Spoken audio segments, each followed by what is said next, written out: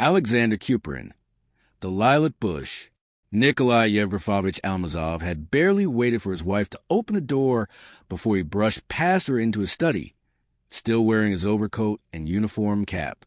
The moment his wife saw his brooding face, his knitted brows, and his nervously bitten lower lip, she knew instantly that a great misfortune had occurred.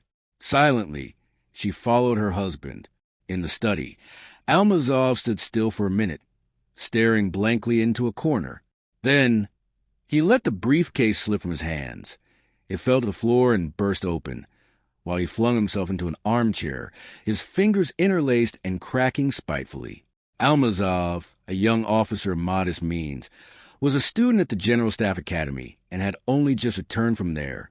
Today, he had presented his final and most difficult practical assignment to the professor, a topographical survey of the terrain.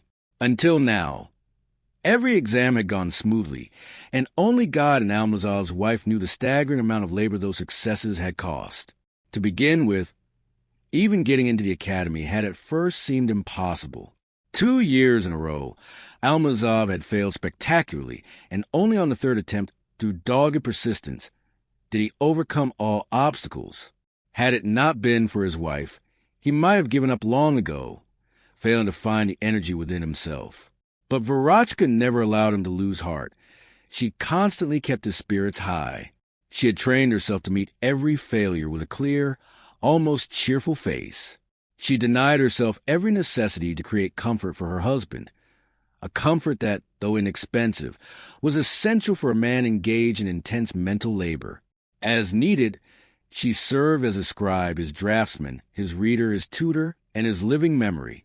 5 minutes of heavy silence passed, mournfully interrupted by the limping tick of the alarm clock, a long familiar and irritating sound. 1, 2, 3, 3, 2 clean beats. The third with a raspy skip. Almazov sat there, still in his coat and cap, turned away. Vera stood 2 paces from him, equally silent, her beautiful, nervous face marked with suffering. Finally, she was the first to speak, using that cautious tone with which women speak only at the bedside of a dearly loved and gravely ill patient. "Kolya, well, how was your work? Was it bad?" He jerked his shoulders and did not answer. "Kolya, did they reject your plan? Tell me. We'll talk it over together anyway." Almazov turned quickly toward his wife and began to speak hotly and irritably, the way people usually speak when finally venting a long-suppressed grievance. "Well, yes, they rejected it. If that's what you're so dying to know, can't you see for yourself? Everything has gone to the devil. All this rubbish." And he spitefully kicked a briefcase full of drawings. "All this rubbish might as well be thrown into the stove now. So much for the academy. In a month, I'll be back in a regiment, and with such disgrace, such a scandal, and all because of some filthy smudge. Oh, damn it all. What smudge, Kolya? I don't understand." She sat on the arm of his chair and put her arm around Almazov's neck. He did not resist, but continued to stare into the corner with a resentful expression. "What kind of smudge, Kolya?" she asked once more. "Oh, just an ordinary smudge in green paint. You know, I didn't go to bed until 3 o'clock yesterday. I had to finish it. The plan was perfectly drawn and colored. Everyone says so. Well, I sat up too late. I was tired. My hand started to shake, and I dropped a blot, and a thick one, too, a greasy one. I tried to rub it out, and only smeared it further. I thought about what to do with it, and then I decided to draw a clump of trees over that spot. It turned out very well. You couldn't even tell there had been a smudge. I take it to the professor today." I see. And where did these bushes come from, Lieutenant?" I should have just told him the truth, exactly how it happened. Well, maybe he would have just laughed. But no, he wouldn't laugh. He's such a precise German, a pedant. So I said to him, "There really are bushes growing there." And he says, "No, I know this area like the back of my hand, and there can be no bushes there." One word led to another, and we got into a heated argument, and there were many of our officers present. "If you insist," he says, "that there are bushes on that ridge, Then be so good as to ride out there with me tomorrow morning. I will prove to you that you either worked carelessly or copied directly from a 3-verse map. But why is he so certain that there are no bushes there? Oh, good Lord, why? What childish questions you ask. Honestly, because he has known that terrain better than his own bedroom for 20 years. He is the most monstrous pedant in the world, and a German to boot. In the end, it will simply turn out that I lied and entered into a senseless argument. Besides, throughout the conversation, he kept pulling burnt matches from the ashtray in front of him, snapping them into tiny pieces. And when he fell silent, he flung them to the floor in a fit of rage. It was clear that the strong man was on the verge of tears. Husband and wife sat for a long while in heavy reflection, without uttering a single word. But suddenly, Verotchka jumped up from her chair with an energetic movement. Listen, Kolya, we must go this very minute. Get dressed, quickly. Nikolai Yevgrafovich winced, as if from unbearable physical pain. Oh, don't talk nonsense, Vera. Do you really think I'm going there to justify myself and apologize? That would be like signing my own death warrant. Please don't be foolish. No, it's not foolishness, Vera countered, stamping her foot. No one is forcing you to go and apologize. It's simple. If those stupid bushes aren't there, then we must plant them right now. Plant them? The bushes? Nikolai Yevgrafovich stared at her, his eyes wide. Yes, plant them. If you've told a lie once, you must make it right. Get ready. Give me my hat. My blouse. You're looking in the wrong place. Look in the wardrobe. My umbrella. While Almazov, who tried to protest but went unheard, searched for the hat and blouse, Vera was rapidly pulling out drawers from tables and dressers. She hauled out baskets and boxes, tearing them open and scattering their contents across the floor. Earrings. Well, these are trifles. They won't get much of them. But this solitaire ring is expensive. We must be sure to buy it back later. It would be a pity to lose it. The bracelet. They'll give very little for that, too. It's old-fashioned and bent. Where's your silver cigarette case, Kolya? 5 minutes later, all the jewelry was packed into her reticule. Vera, already dressed, took one last look around to make sure nothing had been forgotten. Let's go, she said finally with determination. But where are we going? Almazov tried to protest. It's getting dark, and it's nearly 10 versts to my sector. Nonsense. Let's go. First of all, the Almazovs went to a pawn shop. It was evident that the appraiser had grown so accustomed to the daily spectacles of human misfortune that they no longer moved him at all. He examined the items brought to him so methodically and for so long that Verotchka began to lose her patience. He offended her especially by testing the diamond ring with acid and, after weighing it, valuing it at a mere 3 rubles. But this is a real diamond. Vera protested. It's worth 37 rubles, and even then that's a bargain. The appraiser closed his eyes with an air of weary indifference. It's all the same to us, madam. We do not accept stones at all, he said, tossing the next item onto the scale. We only value the precious metals. However, the old, bent bracelet was valued quite highly, much to Vera's surprise. In total, they collected about 23 rubles. This sum was more than enough. When the Almazovs arrived at the gardener's, the white night of St. Petersburg had already spread across the sky and through the air like blue milk. The gardener, a Czech, a little old man in gold-rimmed spectacles, was just sitting down to supper with his family. He was greatly astonished and displeased by the late arrival of the customers and their unusual request. He likely suspected some kind of prank and answered Vera's persistent pleas very coldly. I beg your pardon, but I cannot send workers such a distance at night. If you would like to come tomorrow morning, I am at your service. Then only one resort remained, to tell the gardener the whole story of the ill-fated smudge in detail, and that is exactly what Vera did. The gardener listened at first with disbelief, almost hostility, but when Vera reached the part about her idea to plant a bush, he became more attentive and smiled sympathetically several times. Well, there's nothing for it, the gardener agreed when Vera finished her story. Tell me, what kind of bushes can we plant for you?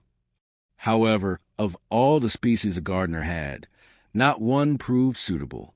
Whether they liked it or not, they had to settle on lilac bushes. In vain did Almazov try to persuade his wife to go home. She traveled with her husband out of town, and the entire time the bushes were being planted, she bustled about feverishly, getting in the workers' way. She only agreed to go home once she was satisfied that the turf around the bushes was indistinguishable from the grass covering the entire ridge. The next day, Vera could not sit still at home and went out into the street to meet her husband. Even from a distance, by his lively and slightly bouncing gait alone, she knew that the story of the bushes had ended happily. Indeed, Almazov was covered in dust and could barely stand on his feet from fatigue and hunger, but his face shone with the triumph of a hard-won victory. "It's good! It's wonderful!" he shouted from 10 paces away in response to the anxious expression on his wife's face. "Just imagine, we rode up to those bushes with him. He stared and stared at them, even plucked a leaf and chewed on it. 'What kind of tree is this?' he asks. I say, 'I don't know, Your Excellency.' 'A birch, most likely?' he says. I reply, 'Most likely a birch, Your Excellency.' Then he turned to me and even held out his hand. 'Forgive me, Lieutenant,' he says. 'I must be getting old if I've forgotten about these bushes.' He's a fine man, that professor, and so brilliant. Honestly, I feel bad that I deceived him. He's one of our best professors. His knowledge is simply monstrous. And such speed and precision in judging terrain, it's amazing. But for Vera, his story was not enough. She made him tell her again and again, in every detail, the entire conversation with Professor.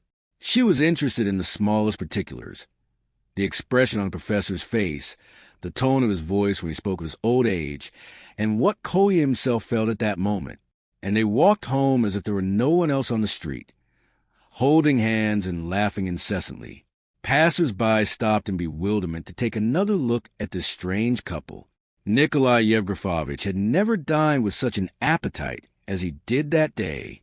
After dinner, when Vera brought Almazov a glass of tea into his study, the husband and wife suddenly burst out laughing at the same time and looked at one another. "What are you laughing at?" Vera asked. "And what about you?" "No, you tell me first, and then I'll tell you." "Oh, it's nothing, just nonsense." I remembered the whole business with the lilacs. "And you?" "Nonsense of me too, and also about the lilacs. I was just going to say that from now on, the lilac will be my favorite flower forever." The Pianist, by Alexander Kuprin.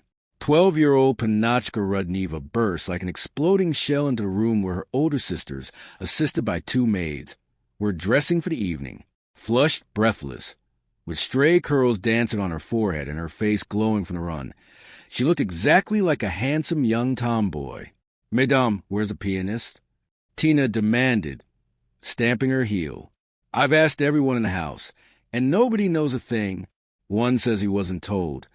Another says it's not his business. It is always like this with us. Everything is constantly muddled or forgotten, and then everyone starts blaming everyone else." The eldest sister, Lydia Arkadyevna, stood before the pier glass, turning sideways to the mirror and arching her exquisite bare neck. She squinted her nearsighted eyes as she pinned a tea rose into her hair. She detested noise of any kind and treated the little ones with cold, polite disdain. Glancing at Tina's reflection, she remarked with displeasure, "The one who creates the most disorder in this house is, of course, you. How many times have I asked you not to come charging into rooms like a madwoman?" Tina gave a mocking curtsy and stuck her tongue out at the mirror. Then she turned to her other sister, Tatyana Arkadyevna, around whom a dressmaker was kneeling, hastily tacking the hem of a blue skirt. "Well, naturally, one hears nothing but lectures from our princess who never smiled," Tina rattled on. "Tanechka, darling, please fix this. No one listens to me. They just laugh when I speak. Tanechka, come with me, please. It's nearly 6 o'clock. We're lighting the tree in an hour." Only this year had Tina been allowed to help with the Christmas tree. As recently as last Christmas, She and her younger sister Katia had been locked in the nursery, while the adults insisted there was no tree in the hall and that the noise was merely the floor polishers arriving, now that Tina had been granted special privileges, elevating her, in a sense, to the rank of the older sisters. She was more excited than anyone. She bustled about, running for 10 people at once, tripping everyone up and only adding to the frantic chaos that usually reigned in the Rudnev household during the holidays. The Rudnevs were one of those disorganized, hospitable, and boisterous Moscow families who had lived for generations in the neighborhoods of Presnett and Novinsky, cementing Moscow's reputation as a city of boundless generosity. Their home, a sprawling, crumbling mansion built before the time of Catherine the Great, featuring stone lions at the gates, a wide courtyard and massive white columns, teemed with people from dawn until late at night, neighbors from distant country estates or remote relatives whom no one had ever seen or heard would arrive without warning as a surprise and stay for months. Scores of friends followed the sons, Arkasha and Mitya, their appearances changing over the years from schoolboys and cadets to junkers, students, and finally clean-shaven officers or dapper, exaggeratedly serious legal assistants. The girls were constantly visited by friends of all ages, from Katia's playmates, who brought their dolls, to Lydia's companions, who discussed Marx and agrarian systems while preparing for higher women's courses. During the holidays, when all the spirited youth gathered under one roof, the house was filled with an enduring atmosphere of naive, poetic, and mischievous romance. These were days of total anarchy, driving the servants to despair. All conventional notions of time, neatly divided by tea, lunch, and dinner, dissolved into a noisy muddle. While some were finishing dinner, others were just starting their morning tea, and a third group would be gone all day at the zoological garden skating rink, having hauled away a mountain of sandwiches. The table was never cleared, and the sideboard stood open from morning till night. Despite this, the young crowd would often grow hungry at the most irregular hours. After skating or visiting the holiday fairs, they would send a delegation to the kitchen to beg the chef, a kinfik, for something delicious. An old drunkard but a master of his craft, a kinfik would initially grumble and refuse. Then subtle flattery was deployed. They would tell him that real chefs had vanished from Moscow, and that only the old guard still held a sacred respect for the culinary arts. In the end, his pride touched, a kinfik would surrender. Testing the edge of his knife with his thumb, he would say with feigned sternness, "Fine, fine, enough of your singing. How many of you jackdaws are there?" Irina Alexeyevna Rudneva, the mistress of the house, rarely emerged from her rooms except for the most solemn official occasions. Born Princess Osnobishina, the last scion on a noble and wealthy line, she had long ago decided that her husband's and children's social circle was far too mesquite and brutal. Consequently, she ignored them with indifference, distracting herself with visits to bishops and maintaining ties with other fossilized descendants of ancient lineages. And yet, Irina Alexeyevna never ceased to be secretly and painfully jealous of her husband. She likely had good reason. Arkady Nikolaevich, a well-known Moscow gourmet, gambler, and lavish patron of the ballet, had not, despite being over 50, lost his reputation as a lady killer and conqueror of hearts. He was still a handsome man. When he entered the Bolshoi Theater 10 minutes late, drawing every eye, he looked elegant and self-assured, his aristocratic, graying head set proudly upon a stately frame. Arkady Nikolaevich was rarely seen at home. He dined daily at the English Club and spent his evenings there playing cards, unless an interesting ballet was being performed. As the head of the family, his only business was the constant mortgaging and remortgaging of various properties, never looking to the future with the carefree nonchalance of a grand seigneur pampered by fate. Accustomed to moving in high society from dawn until dusk, Arkady Nikolaevich loved his own home to be just as loud and lively. Occasionally, he delighted in surprising his children with unexpected entertainment, joining in the fun himself. This usually occurred the day after a significant win at the club. "Young Republicans," he would say, entering the drawing room, radiant with his fresh appearance and charming smile. I believe you are all about to fall asleep from these serious conversations. Who wants to go out of town with me? The road is magnificent. Sun, snow, and a crisp frost. Anyone suffering from a toothache or world-weary sorrow is requested to stay home under the supervision of our most venerable Olympida Savicna. They would send for troikas from Yuckins, gallop headlong past the Verskaya Gate, dine at the Mauritania or the Strelna, and return home late at night, much to the displeasure of Irina Alexievna, who looked with disdain upon these escapades of poor taste. But the youth never had such wild fun as they did during these outings under Arkady Nikolaevich's leadership. Naturally, Arkady Nikolaevich took an active part in the Christmas tree festivities every year. For some reason, this children's holiday afforded him a unique, naive pleasure. No one in the household was better at choosing a gift to suit every taste. And so, in difficult cases, the older children turned to his ingenuity. "Papa, what on earth should we give Kolya Radomsky?" the daughters would ask. "He's so grown up. In his final year at gymnasium, we can't give him a toy." "Why a toy?" Arkady Nikolaevich would counter. "The best thing is to buy him a handsome cigarette case. A young man will be flattered by such a solid gift. Lukutin has very charming ones for sale now. Oh, and by the way, hint to this Kolya that he needn't be shy about smoking in my presence. The other day when I walked into the room, he tried to hide his cigarette up his sleeve." Arkady Nikolaevich insisted that his Christmas parties be grand, and he always invited Ryabov's orchestra. But this year, the music was played by a series of fatal misunderstandings. For some reason, the request of Ryabov had been sent very late. His orchestra, which was split into 3 groups during the holidays, had already been fully booked. Out of long-standing friendship with the Rudnevs, the maestro promised to try and arrange something, hoping another house might change its date. But he delayed his final answer. By the time they scrambled to find someone else, not a single orchestra was left in all of Moscow. Arkady Nikolaevich grew angry and ordered them to find a good pianist, a taper, instead, though he could no longer remember to whom he had given the order.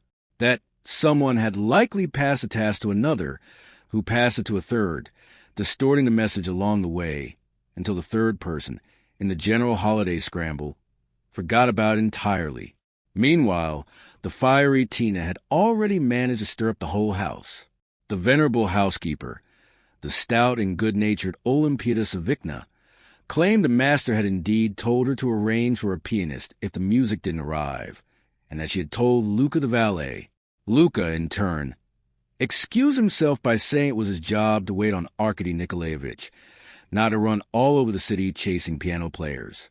At the sound of the commotion, the maid Dunyasha came running from the young ladies' rooms. Agile and clever as a monkey, a flirt, and a chatterbox, she felt it her duty to involve herself in every unpleasant incident. Though no one had asked her, she pushed herself onto everyone, swearing that, "May God strike me down on this very spot," if she had heard so much as a whisper about a pianist. It is unknown how this confusion would have ended if Tatyana Arkadyevna had not come to the rescue. A plump, cheerful blonde, she was adored by the servants for her even temper and her remarkable ability to settle internal feuds. "In short, we won't finish this by tomorrow at this rate," she said in her calm, slightly mocking voice, so like her father's. "Regardless, Dunyasha, go and find a pianist at once. While you're getting dressed, I'll find some addresses for you from a newspaper. Try to find someone nearby so as not to delay the tree. Guests will be arriving any second. Get the fare for the coachman from Olympida Savicna." She had barely finished speaking when the front doorbell rang loudly. Tina went charging toward it, meeting a whole crowd of children, smiling, rosy-cheeked from the frost and dusted with snow. They brought with them the scent of winter air, sharp and healthy, like the smell of fresh apples. It turned out that 2 large families, the Lykovs and the Maslovskys, had happened to meet at the gates at the same time. The foyer was immediately filled with chatter, laughter, the stomping of feet, and ringing kisses. The bell rang again and again, almost continuously. New guests kept arriving. The Rudnev sisters could hardly keep up. The adults were invited into the drawing room, while the little ones were lured into the nursery and dining room to be treacherously locked away. In the ballroom, the lights had not yet been lit. The enormous tree stood in the center, its fantastic silhouette faintly visible in the gloom, filling the room with a resinous aroma. Here and there, the gold of chains, nuts, and cardboard ornaments glistened dimly, reflecting the glow of a street lamp. Dunyasha had still not returned, and Tina, as restless as quicksilver, was burning with impatient anxiety. 10 times she ran to Tanya, pulling her aside to whisper excitedly, "Tanechka, darling, what are we going to do? This is simply impossible." Tanya herself was beginning to worry. She approached her eldest sister and said in a low voice, "I don't know what else to do. We'll have to ask Aunt Sonia to play for a bit, and then I'll take over for her myself somehow." "No, thank you," Lydia replied mockingly. "Aunt Sonia will hold that favor over our heads for a year. And as for your playing, well, we might as well dance with no music at all."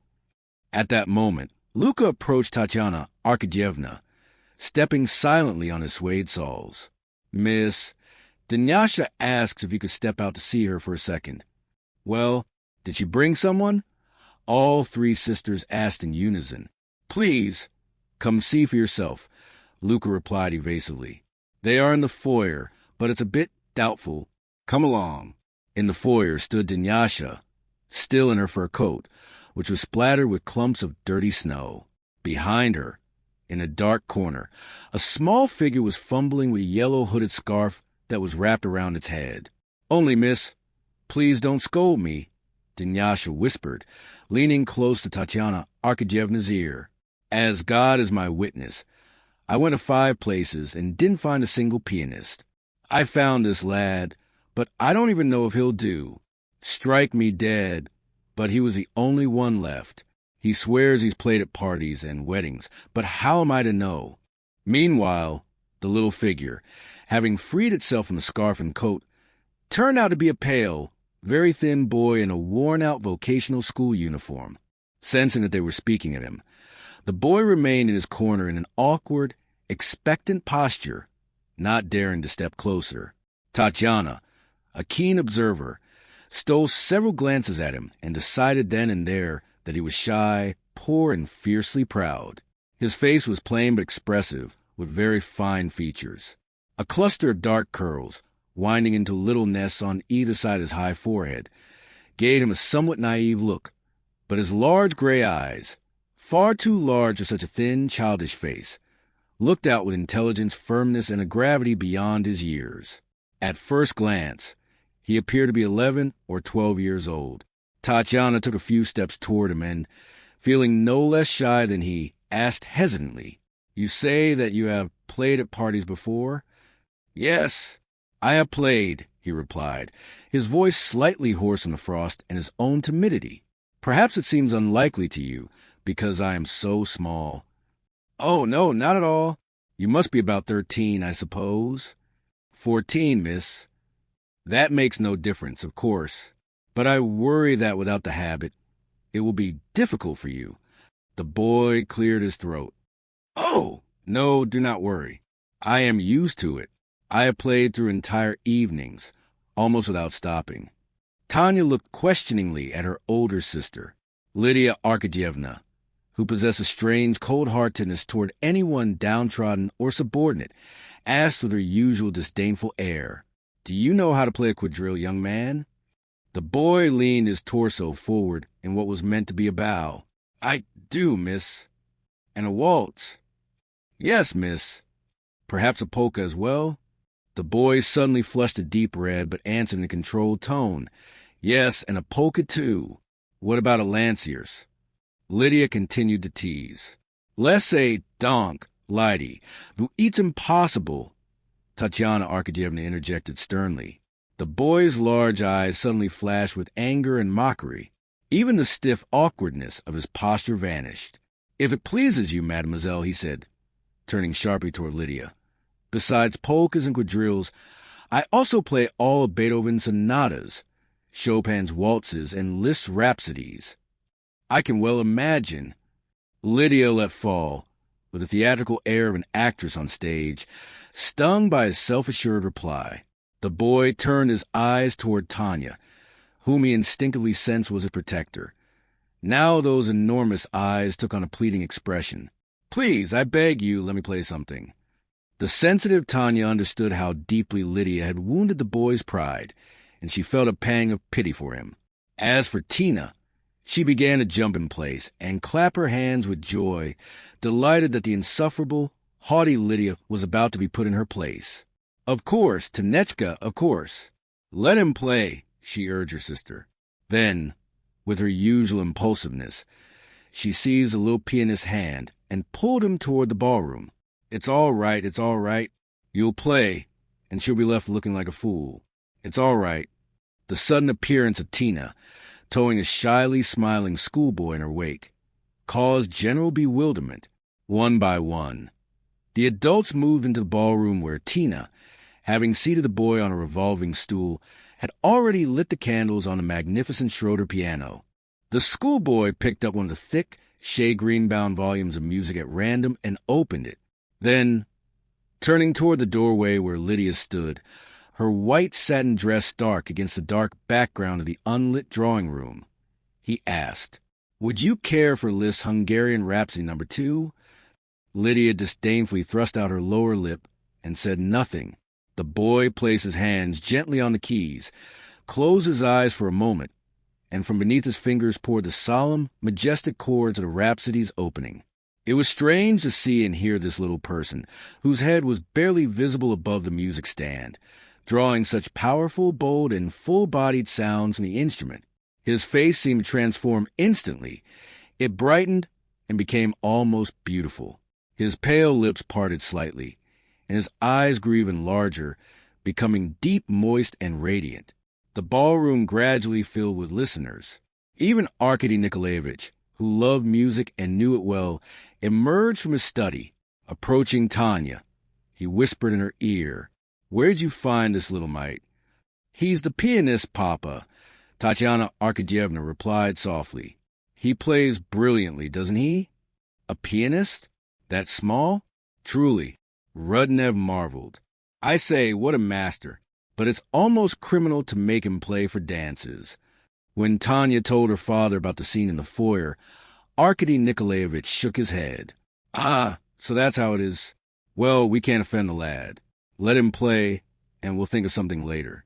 When the boy finished the Rhapsody, Arkady Nikolaevich was the first to clap. Others joined in the applause. The boy rose from a high stool, flushed and excited. He looked for Lydia, but she was no longer in the room. "You play beautifully, my boy. You've given us great pleasure," Arkady Nikolaevich said, smiling warmly as he approached and offered his hand, "though I'm afraid I don't know your name." "Zagarov, Yuri Zagarov." "Well, my dear Yurachka, I fear it might be too much for you to play the whole evening. You must tell us, without any shyness, if you get tired. We have others here who can thrum a bit. But for now, play us a brave march." To the booming strains of the march from Faust, the candles on the tree were hastily lit. Then Arkady Nikolaevich himself flung open the doors of the dining room, where a crowd of children, stunned by the sudden bright light and the burst of music, seemed to turn to stone in various amusingly surprised poses. At first timidly, one by one, they entered the ballroom and walked around the tree with respectful curiosity, tilting their sweet little faces upward. But within a few minutes, once the gift had been distributed, the room filled with an unimaginable din of squeals, chatter, and happy, ringing laughter. The children seemed intoxicated by the glitter of the tree lights, the resinous scent, the loud music, and the magnificent presents. The older children found it impossible to gather them into a circle around the tree, for one after another would break away and run back to their toys. Tina, who had firmly decided to take the boy under her wing after her father's kindness toward him, ran up to him with a friendly smile. "Please, play a polka for us." A Zagarov began to play, and before his eyes whirled white, blue, and pink dresses, short skirts revealing glimpses of white lace pantaloons, and blonde and dark heads wearing hats made of tissue paper. As he played, He mechanically listened to the steady rhythmic scuffing of many feet to the beat of his music, when suddenly a strange wave of excitement rippling through the room forced him to turn his head toward the entrance. Without ceasing his play, Yuri saw an elderly gentleman enter the hall.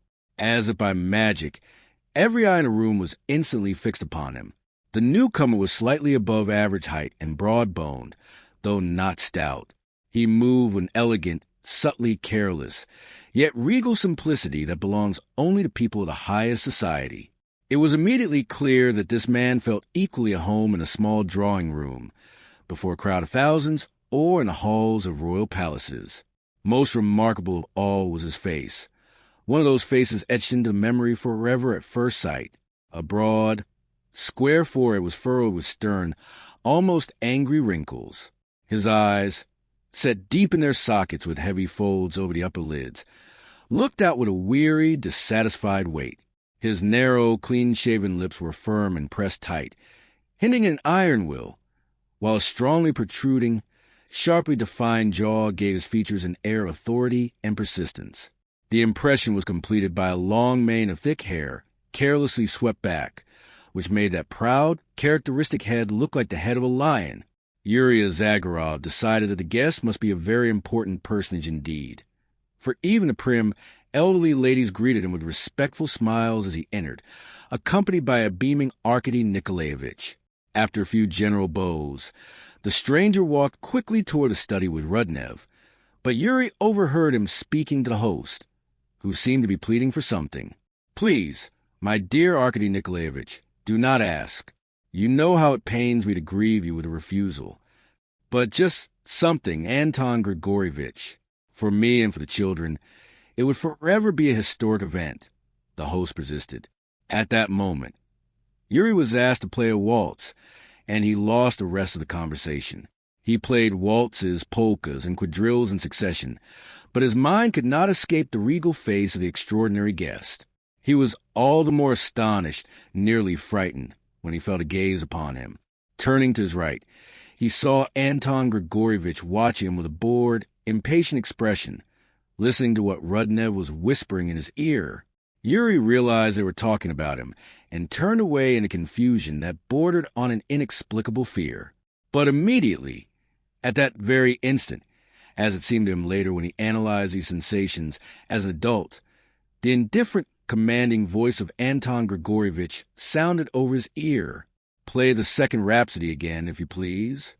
He began to play, timidly at first, with less skill than his first performance, but gradually his courage and inspiration returned. The presence of that powerful, extraordinary man suddenly filled his soul with an artistic fervor, lending his fingers an exceptional flexibility and obedience. He felt that he had never played so well in his life, and that it would be a long time before he could play so well again. Yuri did not see how Anton Grigorievich's dark brow gradually cleared, nor how the stern set of his lips softened little by little. When he finished the general applause and turned around, the strange, magnetic man was gone. Instead, Arkady Nikolaevich Rudnev approached her with a meaningful smile, his eyebrows raised mysteriously. "Now then, my dear Zagarov," Arkady Nikolaevich whispered, "take this envelope, put it in your pocket, and do not lose it. It contains money, and go to the foyer at once to get dressed. Anton Grigorievich is taking you with him. But I can play for the rest of the evening," the boy protested. "Sure." Rudnev closed his eyes. "Do you truly not recognize him?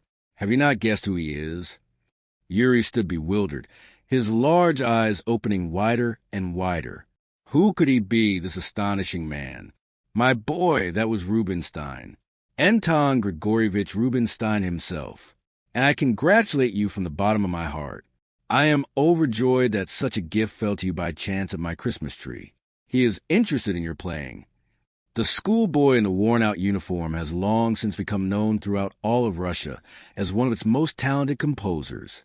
As for that extraordinary guest with a regal face, he found eternal rest from his stormy, restless life, the life of a martyr and a conqueror long ago.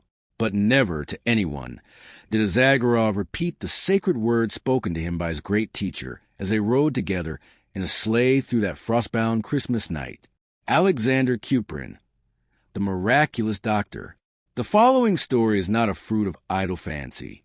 Everything I am about to describe actually took place in Kiev some 30 years ago, and to this day it is sacredly preserved down to the smallest detail in the traditions of the family of whom I shall speak. For my part, I have only changed the names of certain characters in this touching tale and given the oral account a written form. Grisha. Oh, Grisha. Look at that piglet. It's laughing. Yes, it is. And look what's in its mouth. Look. It's grass in its mouth. Honest to God, it's grass. How about that? And two young boys, standing before the enormous, solid glass window of a delicatessen, burst into irrepressible laughter, nudging each other in the ribs with their elbows, yet involuntarily dancing a little jig against the brutal cold. They had been lingering before this magnificent display for more than 5 minutes, a sight that stirred their minds and their stomachs in equal measure. Here, illuminated by the brilliant light of hanging lamps, rose entire mountains of firm red apples and oranges, stood symmetrical pyramids of tangerines, glowing with a soft golden hue through their translucent tissue paper wrappings, and stretched out upon platters, their mouths agape in grotesque mien and eyes bulging, were enormous smoked and pickled fish. Below them, framed by garlands of sausages, sat succulent sliced hams with thick layers of pinkish fat. A countless multitude of jars and tins containing salted, boiled, and smoked appetizers completed this spectacular tableau, a scene so captivating that for a moment both boys forgot the 12-degree frost and the crucial errand entrusted to them by their mother, an errand that had ended so unexpectedly and so lamentably. The older boy was the first to tear himself away from the contemplation of this enchanting sight. He tugged his brother by the sleeve and spoke sternly. "Come on, Volodya, let's go. No use staying here." Simultaneously suppressing a heavy sigh. The elder was only 10 years old, and besides, neither had eaten anything since morning but thin cabbage soup, and casting one last, lovingly greedy glance at the gastronomic display, the boys hurried down the street. Occasionally, through the frosted windows of a house, they caught sight of a Christmas tree, which from afar resembled a massive cluster of bright, shimmering spots. Sometimes they even heard the strains of merry polka, but they courageously drove away the tempting thought of stopping for a few seconds to press an eye against the glass. As the boys walked on, the streets became increasingly deserted and dark. The splendid shops, the glowing Christmas trees, the trotters racing under their blue and red nets, the screech of sleigh runners, the festive animation of the crowd, the cheerful hum of shouts and conversation, and the laughing faces of elegantly dressed ladies, flushed by the frost, all of this was left behind. There followed vacant lots, crooked, narrow alleys, and gloomy, unlit hillsides. Finally, they reached a lopsided, dilapidated house that stood apart. Its lower half, the basement itself, was stone, while the upper was wood. Passing through a cramped, icy, and filthy yard, which served as a common refuse pit for all the tenants, they descended into the basement, traversed a dark common corridor, felt their way to their door, and opened it. The Mertzilovs had lived in the subterranean hole for over a year. Both boys had long since grown accustomed to these soot-stained walls that wept with dampness, to the wet rags drying on a line stretched across the room, and to that dreadful smell of kerosene fumes, dirty children's laundry, and rats, the true scent of destitution. But today, after everything they had seen on the street, after the festive jubilation they had felt everywhere, their small hearts constricted with sharp, unchildlike suffering. In the corner, upon a filthy, wide bed, lay a girl about 7. Her face was flushed with fever, her breath short and labored, her wide open, glistening eyes staring fixedly and aimlessly. Beside the bed, in a cradle suspended from the ceiling, an infant cried, grimacing, straining, and choking. A tall, thin woman, with an exhausted, weary face that seemed blackened by grief, knelt beside the sick girl, adjusting her pillow while simultaneously nudging the swaying cradle with her elbow. When the boys entered, followed by a sudden rush of white, frosty air, the woman turned her anxious face toward them. "Well, what happened?" she asked, curt and impatient. The boys remained silent. Only Grisha noisily wiped his nose with the sleeve of his coat, which had been fashioned from an old quilted dressing gown. "Did you deliver the letter?"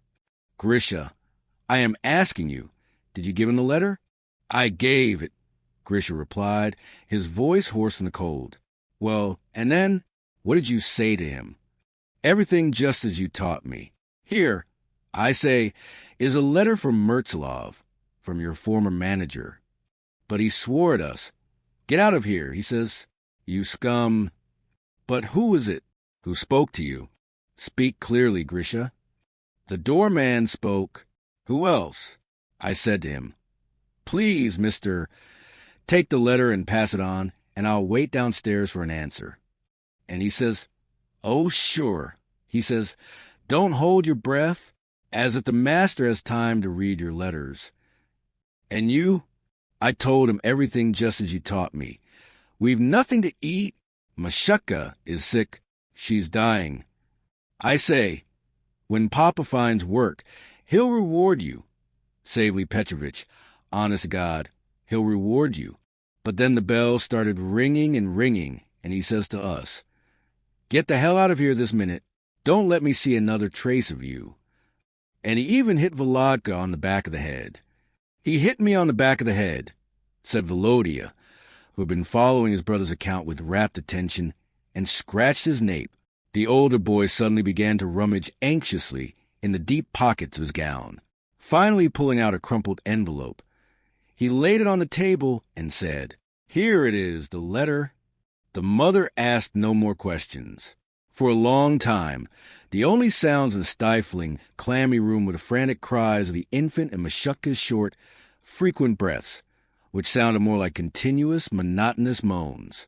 Suddenly the mother said, without turning around, "There's some borscht left over from lunch. Maybe you'd like to eat? It's cold, though there's nothing to heat it with." At that moment, hesitant footsteps were heard in the corridor, along with the rustle of a hand searching for the door in the dark. The mother and both boys, all three turning pale with strained anticipation, turned toward the sound. Mertzlov entered. He was wearing a summer coat, a summer felt hat, and no galoshes. His hands were swollen and blue from the frost, his eyes sunken, and his cheeks clung to his gums as though he were a dead man. He did not say a single word to his wife, and she asked him no questions. They understood each other by the despair they read in one another's eyes. In this terrible, fateful year, misfortune after misfortune rained down persistently and mercilessly upon Mertzlov and his family. First, he himself fell ill with typhoid fever, and all their meager savings were spent on his treatment. Then, upon his recovery, he discovered that his position, a modest post as a house manager at 25 rubles a month, had already been taken by someone else. Thus began a desperate, frantic hunt for casual work, for copying jobs, for any insignificant position. The pawning and repawning of belongings, the sale of every scrap of household junk. And then the children began to fall ill.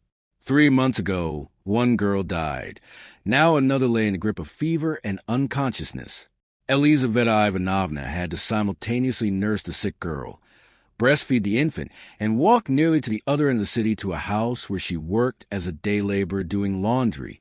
The whole of today had been spent in a superhuman effort to wring out at least a few kopecks from somewhere for Mashutka's medicine.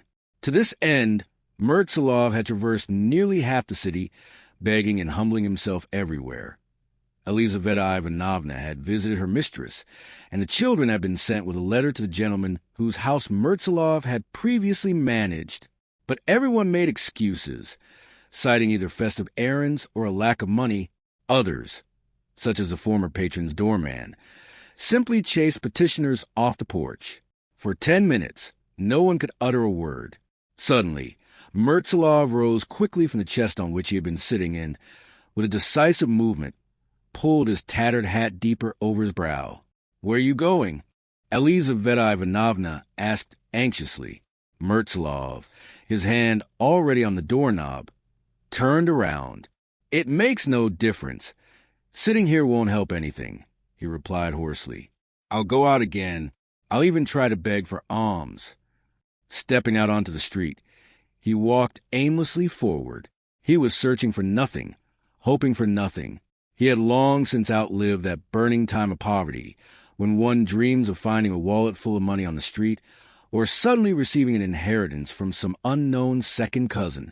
Now he was possessed by an uncontrollable urge to run anywhere at all, to run without looking back, if only to escape the silent despair of his hungry family. Beg for alms? He had already tried that twice today. The first time, a gentleman in a raccoon fur coat lectured him on the necessity of working rather than begging. The second time, he was threatened with the police. Unwittingly, Mertzalov found himself in the city center by the fence of a dense public garden. Since he had been walking uphill the entire time, he was out of breath and felt exhausted. Mechanically, he turned into the gate and, passing through a long avenue of lime trees buried in snow, sank onto a low garden bench. It was quiet and solemn here. The trees, shrouded in their white vestments, slumbered in motionless majesty. Occasionally, a clump of snow would break off a high branch, and one could hear it rustling as it fell, catching on other limbs. The profound silence and the great tranquility guarding the garden suddenly awakened in Mertzalov's tormented soul an unbearable thirst for that same peace, that same stillness. If only I could lie down and fall asleep, he thought, and forget about my wife, the hungry children, and sick Mashutka. Reaching under his waistcoat, Mertzalov felt a fairly thick rope that served as his belt. The thought of suicide rose quite clearly in his mind, but he did not recoil from this thought, nor did he shudder for a moment before the darkness of the unknown. Rather than perish slowly, is it not better to choose a shorter path? He was about to rise to carry out his grim intention when, at the far end of the avenue, the crunch of footsteps rang out clearly in the frosty air. Mertzalov turned toward the sound with bitterness. Someone was walking down the path. First, the glow of a cigar, flickering and fading, became visible. Then, little by little, Mertzalov could discern a short old man in a warm cap, a fur-lined coat, and high galoshes.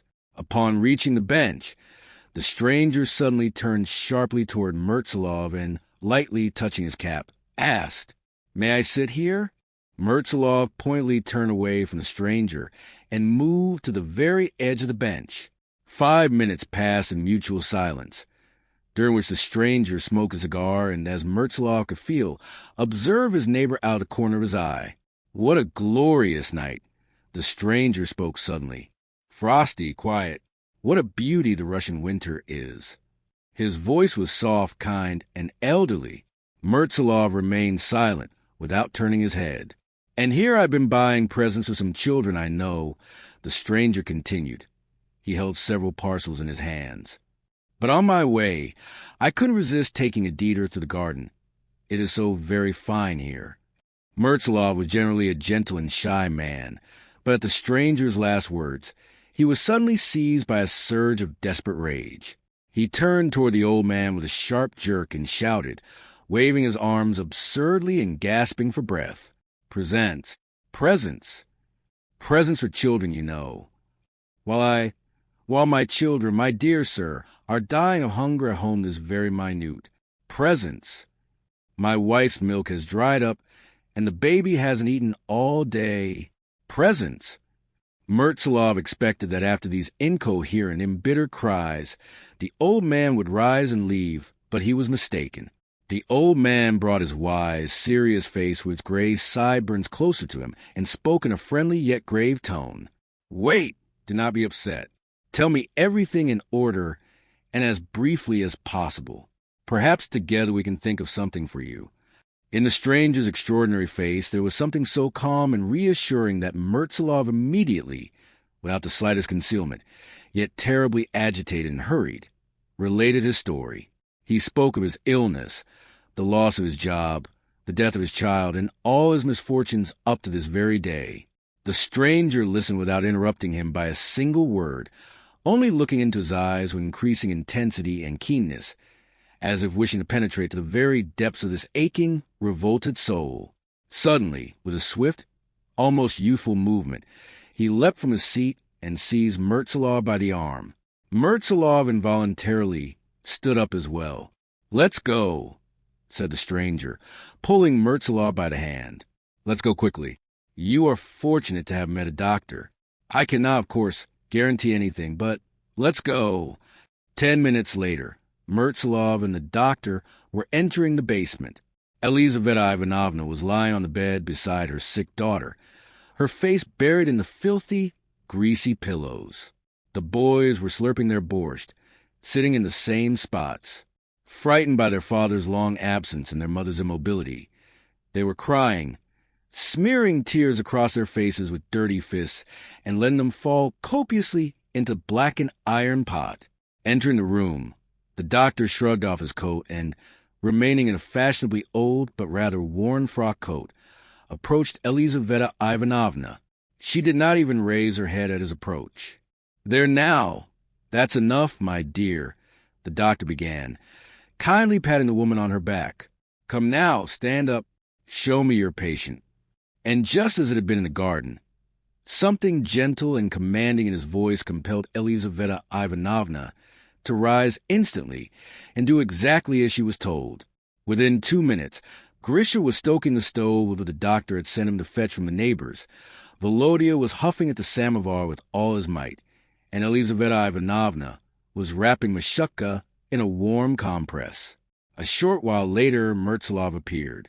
With the 3 rubles received from the doctor, he had managed to buy tea, sugar, and buns, and had even procured hot food from a nearby tavern. The doctor sat at the table, writing something on a scrap of paper torn from a notebook. Having finished and traced a peculiar flourish at the bottom in place of a signature, he rose, covered the note with a tea saucer, and said, "Take this paper to pharmacy. Give her 1 teaspoon every 2 hours. This will help the little one expectorate. Continue the warm compresses. Furthermore, even if your daughter shows improvement, be sure to invite Dr. Afrosimov tomorrow. He is a capable physician and a good man. I shall notify him immediately. And now, farewell, my friends. May God grant that the coming year treats you a little more kindly than this one has. And above all, never lose heart." After shaking hands with Mertzilov and Elizaveta Ivanovna, who were still dazed with astonishment, and giving a passing pat to the cheek of the open-mouthed Volodya, the doctor quickly slipped his feet into his deep galoshes and donned his coat. Mertzilov only came to his senses when the doctor was already in the corridor, and he rushed after him. Since it was impossible to see anything in the darkness, Mertzilov cried out at random, "Doctor, doctor, wait. Tell me your name, doctor. Let my children at least pray for you." He reached out, waving his arms in the air to catch the invisible doctor. But at that moment, from the other end of the corridor, a calm, elderly voice replied, "Oh, what nonsense you come up with. Get back home, quickly." When Mertzilov returned, a surprise awaited him. Beneath the tea saucer, alongside the miraculous doctor's prescription, lay several large banknotes. That same evening, Mertzilov learned the name of his unexpected benefactor. On the pharmacy label attached to the bottle of medicine, the pharmacist had written in a clear hand, "By the prescription of Professor Pirogov." I have heard this story many times from the lips of Grigory Emelianovich Mertzilov himself, the very same Grisha who, on that Christmas Eve I had described, shed tears into a soot-stained pot of thin borscht. Today he holds a prominent, responsible position in one of the banks, known as a model of integrity and responsiveness to the needs of the poor. And every time he concludes his narrative about the miraculous doctor, he adds in a voice trembling with suppressed tears, "From that moment on, it was as if a benevolent angel had descended upon our family. Everything changed. In early January, my father found a position. Mashutka was back on her feet, and my brother and I were placed in a gymnasium at the state's expense. That holy man performed a simple miracle. We saw our miraculous doctor only once after that, when they were transporting his body to his estate, Vishnya. And even then, it was not truly him we saw, for that great, powerful, and holy flame that lived and burned within the miraculous doctor during his life had been extinguished forever." The Wedding Eye, The Vapniarsky Infantry Regiment was stationed across a wretched provincial town in the southwest and its surrounding villages. However, from the beginning of autumn, its 4 battalions took turns departing for a remote detachment 60 versts away, a borderland Jewish shtetl so small it could not be found on any geographical map. There, the battalion would remain through the winter and spring, right up until the start of the summer camp season. While the company commanders rotated annually with their battalions, the junior officers remained almost unchanged. The stern colonel exiled there anyone who was a poor account in the regiment. The gamblers, the brawlers, the drunkards, the weak drill officers, the slovenly, the lazy, those who could not dance to save their lives, and simply those officers whose unpresentable appearance cast a gloom upon the front, since the higher command never deigned to visit the detachment. This exiled battalion was commanded, winter after winter for many years, by the old, perpetually tipsy, muddle-headed, and talkative, yet good-natured Lieutenant Colonel Okish. It was the Christmas holidays. After long blizzards, a spell of magnificent weather had set in. The streets were buried under a profusion of young, fresh, delicious-smelling snow, barely scarred by sleigh runners. The sunny days were blindingly bright and cheerful. At night, a full moon shone, turning the snow a rosy blue. By midnight, a light frost would set in, and from one end of the town to the other, one could hear the sharp creak of the night watchman's footsteps. There had been no drills in the companies for 3 days now. Most of the officers had requested leave to the regimental headquarters. Others had slipped away in secret. There, all was merriment. A ball at the officers' club and an amateur theatrical performance. They were staged in the forest, and Look Before You Leap, a masquerade at the civilian club. A dramatic troupe had arrived, performing a medley of melodramas, Little Russian comedies with a hoppick, sausage, vodka, and dancing, as well as light operettas. At the homes of the married officers, Balki were hosted in turn, with carriage rides, games of whist, and supper. Out of the entire 4th Battalion, only 3 officers remained. The commander of the 16th Company, Captain Butlovich, the sickly Lieutenant Stein, and Sub-Lieutenant Slyozkin. Evening. Darkness. The sub-lieutenant sat on his bed, legs crossed, hunched over. A guitar was in his hands, and a cold cigarette, stuck to his lip, hung from the corner of his thick, open mouth. A dismal gloom crept into the room, but Slyozkin was too lazy to call the orderly to come and light the lamp. Outside the window, some black, snow-laden twigs protruded vaguely in the yard, and through them the faint outlines of distant roofs appeared, huddled like thick white hats over the low blue cottages. Further still, beyond the railway bridge, a thin ribbon of dawn glowed deep red between the white snow and the dark sky. The holidays had knocked the sub-lieutenant out of his usual, well-worn rut and clouded his brain with a bright, quiet, contemplative melancholy. In the morning he had slept until 11 o'clock. Slept forcibly, slept to make up for future and past work days, slept until his head swelled, his voice grew hoarse, and his eyelids became red and heavy. It even seemed to him that he had seen a dream for the first time in his life, but he could not recall it, no matter how hard he tried. After tea, he put on his holiday boots of French patent leather and wandered aimlessly through the town, hands shoved in his pockets. For some reason, he stepped into an open Catholic church and sat for a while on a bench. It was empty, cavernous, cold, and muffled. The organ droned the same 3 thick notes over and over, as if it were gathering itself and could never quite finish the melody's finale.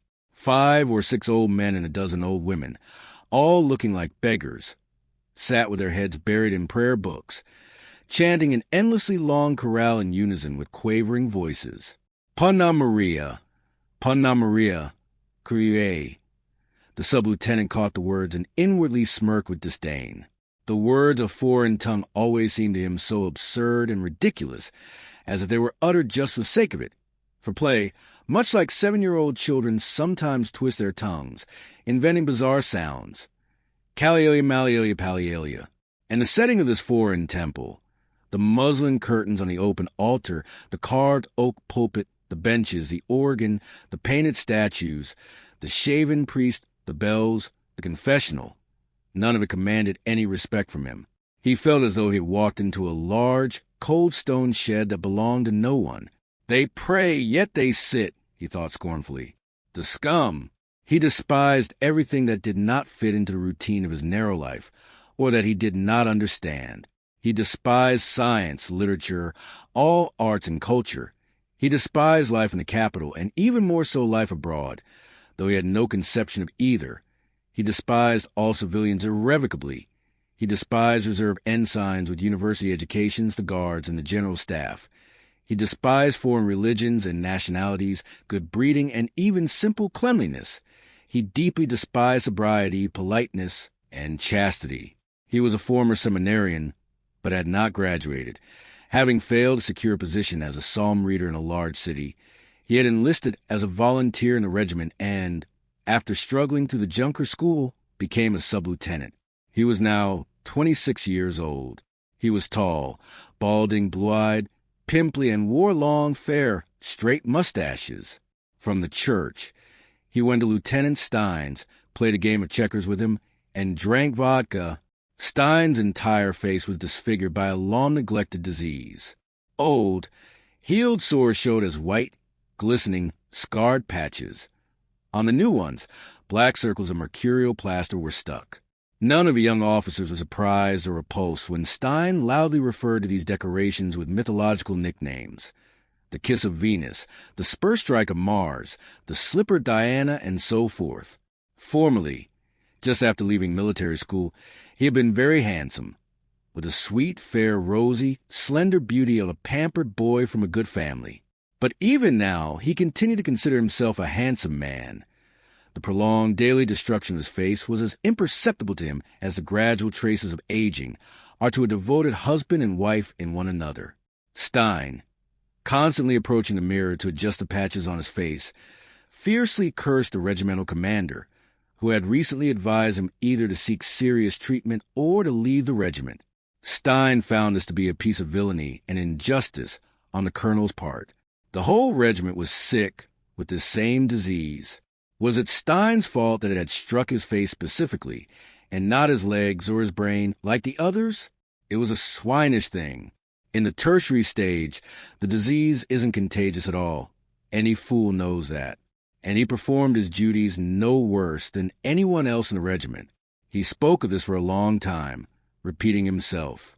Then Slyozkin began to complain about his lot, about his beggarly sub-lieutenant's pay, about being court-martialed for rupturing a private's eardrum, about being marinated in the rank of sub-lieutenant for 4 years, and about the fact that his company commander, Captain Butlovich, was always picking on him. Meanwhile, both of them drank vodka, chasing it with pieces of fried, translucent pork fat. By 2 o'clock, the sub-lieutenant returned home. His orderly brought him dinner from the company kitchen. A pot of greasy cabbage soup, heavily seasoned with bay leaves and red pepper, and millet porridge in a wooden bowl. While setting the table, the orderly dropped the bread, and Slyozkin struck him twice across the face. The orderly merely stared at him with large, colorless eyes, trying not to blink or recoil under the blows. Blood began to trickle from his nose. "Go wash yourself, blockhead," the sub-lieutenant barked at him crossly. During dinner, Slyozkin drank a great deal of vodka in solitude. Then, though completely satiated, he continued to eat slowly and stubbornly by sheer force of will, if only to kill time. After dinner, he lay down to sleep with a sensation as if his stomach were stuffed tight, right up to his throat, with coarse, heavy, wet sand. He slept until dusk. Even now, he feels a slight chill from the nap, along with a dull, muddy heaviness throughout his body, and every minute he yawns convulsively with a shudder. Aristotle, a philosopher wise, sold his pantaloons. The sub-lieutenant sings an old seminary song and lazily accompanies himself with 2 chords on a guitar, which he borrowed for the holidays from the battalion adjutant who had left for the city. An indifferent, patient boredom has enveloped his soul. Not a single thought passes through his head. He has nothing to occupy his empty time, nowhere to go, and he regrets the aimlessly passing holidays, after which the loathsome service will drag on once more. He wishes this long festive languor would just end as quickly as possible. Slyozkin does not care for reading. Everything written in books is a lie, and nothing of the sort ever happens in real life. Especially what they write about love strikes him as a naive and sugary falsehood, worthy only of the most shameful mockery.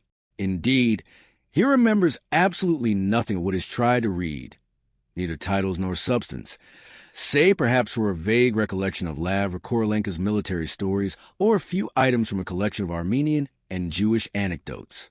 In his spare time, he much prefers to reread the infantry drill regulations and the manual for marksmanship training, sold as pantaloons for a bottle of hooch, for a bottle of huoloch. I shouldn't have flopped down after dinner, the sub-lieutenant thinks and yawns. It would have been better to take a walk in the air and lie down only now. Then the time would have passed unnoticed. Lord, how long these nights are. It must be fine in the city now at the club. Billiards, cards, bright lights. They're drinking beer. Someone is sure to treat you. Archikovsky tells jokes and imitates the Jews. Should I go somewhere? Pay a visit, the sub-lieutenant muses, and, staring out the snowy window, yawns again, his head and shoulders trembling. But there is nowhere to go, and he knows it well.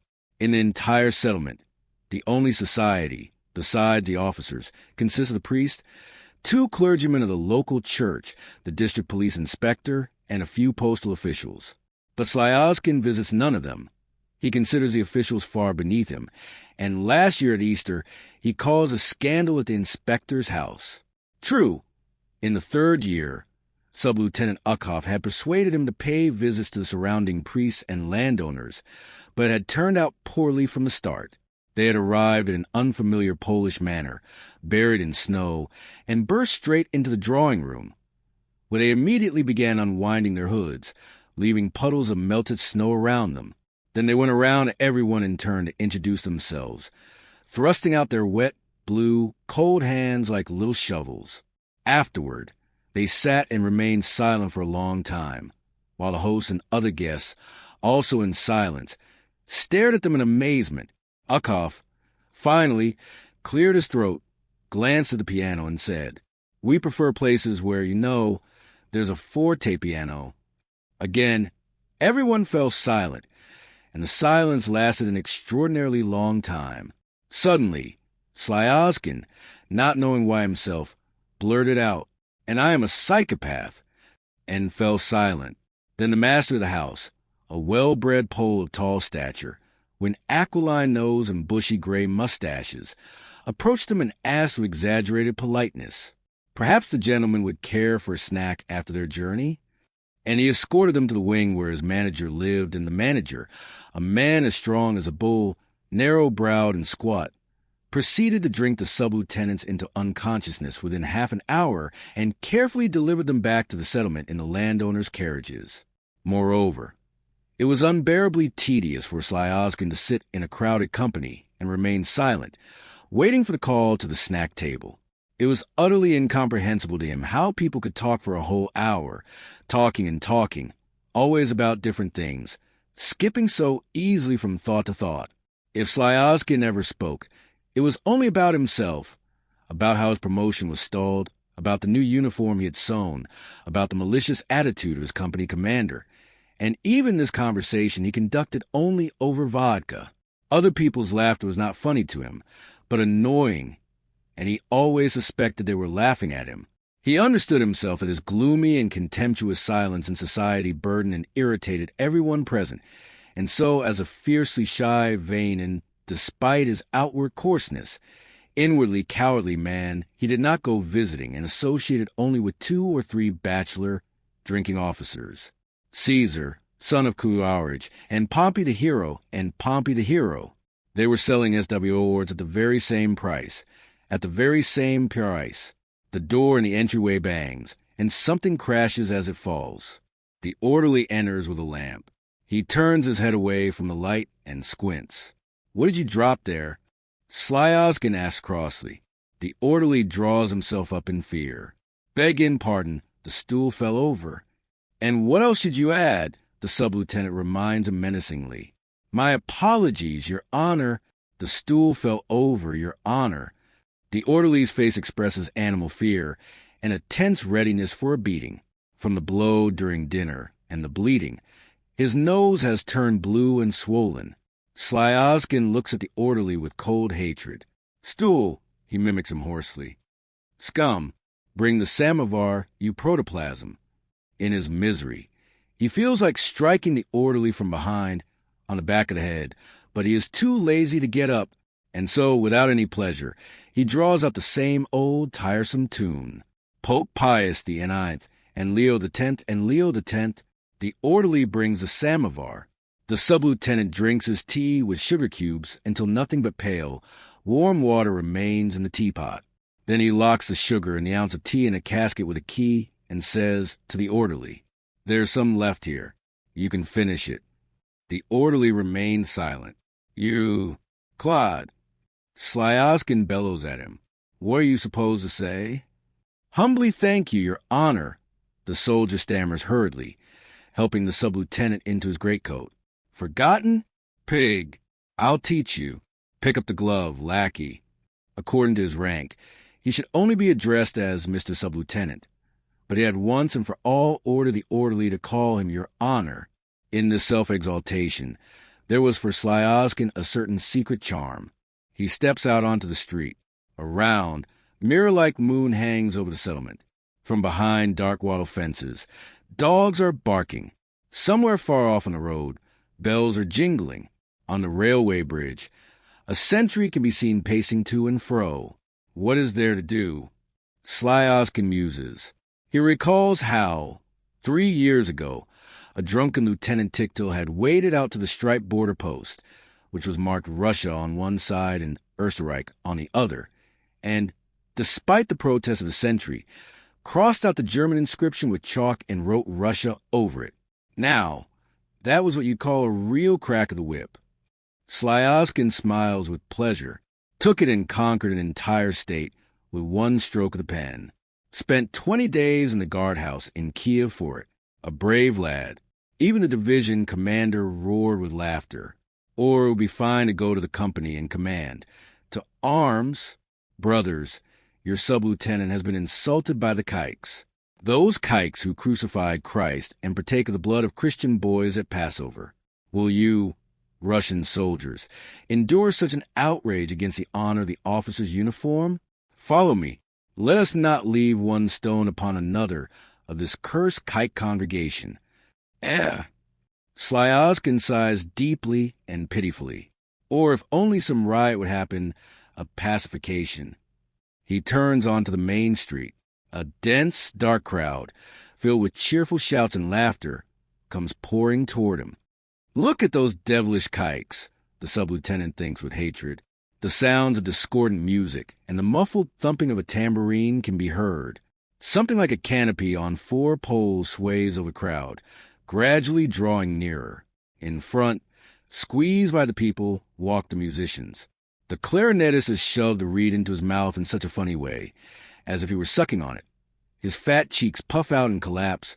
His head remains motionless, but his eyes rotate with dignity to the left and right. A lanky violinist, his thin neck wrapped in a scarf and tilted aside, presses his chin to the violin and makes wide sweeps with his bow as he walks. The one playing the tambourine holds his instrument high, prancing and spinning, making comical grimaces at the laughing onlookers. The sub-lieutenant stops. Women, men, children, old men, and old women run past him, illuminated for a second by the light of a street lamp. The young women are all beautiful without exception, and all are laughing. Often, as they flash past Slyazkin, a lovely face with glistening white teeth and joyfully shining eyes turns toward him kindly and cheerfully, as if that sweet feminine smile were intended for him, Slyazkin, specifically. Ah, and you, Pan, have come to see the wedding? The sub-lieutenant hears a familiar voice.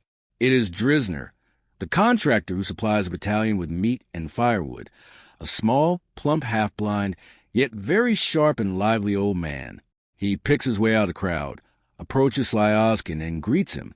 But the sub-lieutenant pretends not to notice Drisner's outstretched hand. For a man who might become a commissioned officer any day now, It is humiliating to shake hands with a Jew. Well, is it not a merry Schleib? The contractor says, somewhat embarrassed but still enthusiastic. Schleib, that is what we call a wedding. Young Friedman, you know, the haberdashery and crockery shop. Well, he is taking Epstein's second daughter. 600 rubles dowry. God strike me. 600 rubles in cash. The sub-lieutenant curls his lips contemptuously. 600 rubles. In the regiment, an officer is not allowed to marry before the age of 28, unless he provides a deposit of 5,000.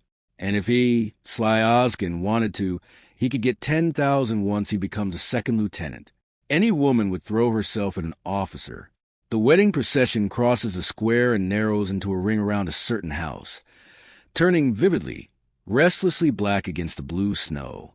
Slyozkin and the contractor mechanically follow, having let the rest of the followers go far ahead. Perhaps the pan is curious to see the Schleib itself. Drisner asks ingratiatingly, peering from the side and below into the sub-lieutenant's face. Pride struggles with boredom in Slyozkin's soul. He asks hesitantly, "Is that allowed?" "Oh, as much as you like.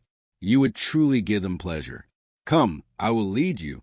"It's awkward. I'm a stranger." Slyozkin mumbles, "Please, please, without any ceremonies."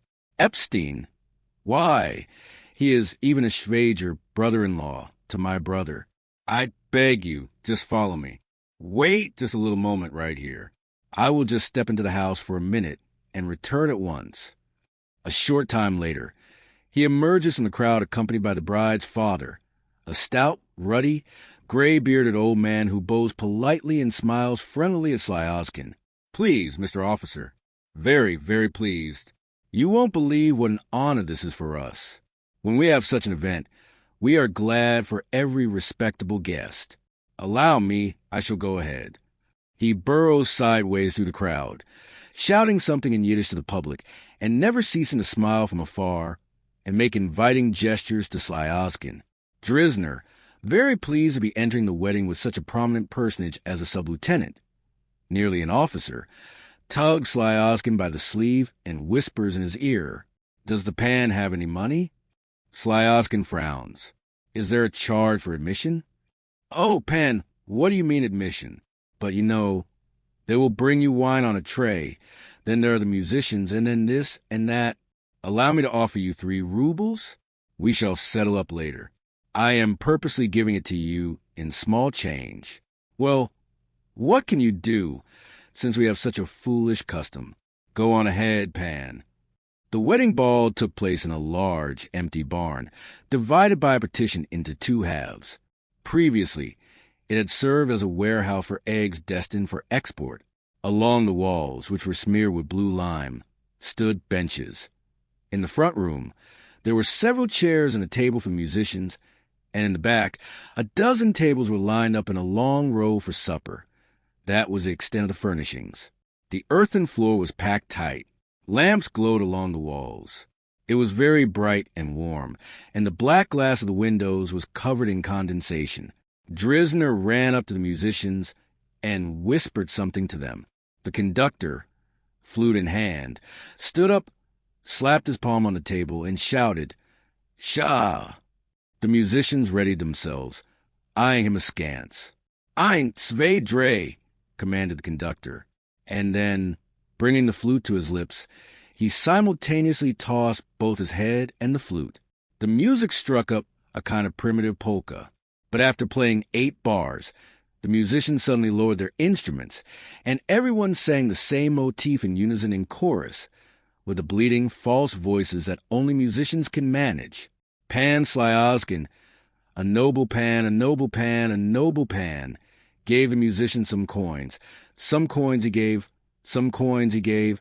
"Well, give them something, pan," Drisner whispered, squinting his eye in a sly and pleading manner. "How much?" Slyozkin asked morosely. 50, well, 30 kopecks, whatever you wish yourself." The sub-lieutenant magnanimously tossed 3 10-kopeck silver coins onto the table. There were already many people in both rooms, but new guests continued to arrive. Honorable and wealthy men were met with the same fanfare that had greeted Slyozkin. Among others, Mitkovich arrived, a postal official whom Slyozkin knew by sight, a constant attendee of all weddings, balky, and potluck parties in the vicinity, a desperate dancer and lady killer, a man of the world. He wore a ginger lambskin papaka tilted to one side, a Nikolaev greatcoat with hood and a dog fur collar, and smoky pince-nez on his nose. Having listened to his own laudatory fanfare, he handed the conductor a ruble and immediately approached the sub-lieutenant. As we're the only truly cultured people here, allow me to introduce myself. Local postal telegraph official Ivan Maximovich Mitkovich. Slyozkin magnanimously offered him his hand. We shall sit together at supper, Mitkovich continued. Ah, is there to be a supper as well? Oh, and what are you saying? The official jested. And what a supper! Gefilte fish, fish in the Jewish style, roasted goose with schmaltz. Oh, it is something quite special. The music began to play for dancing.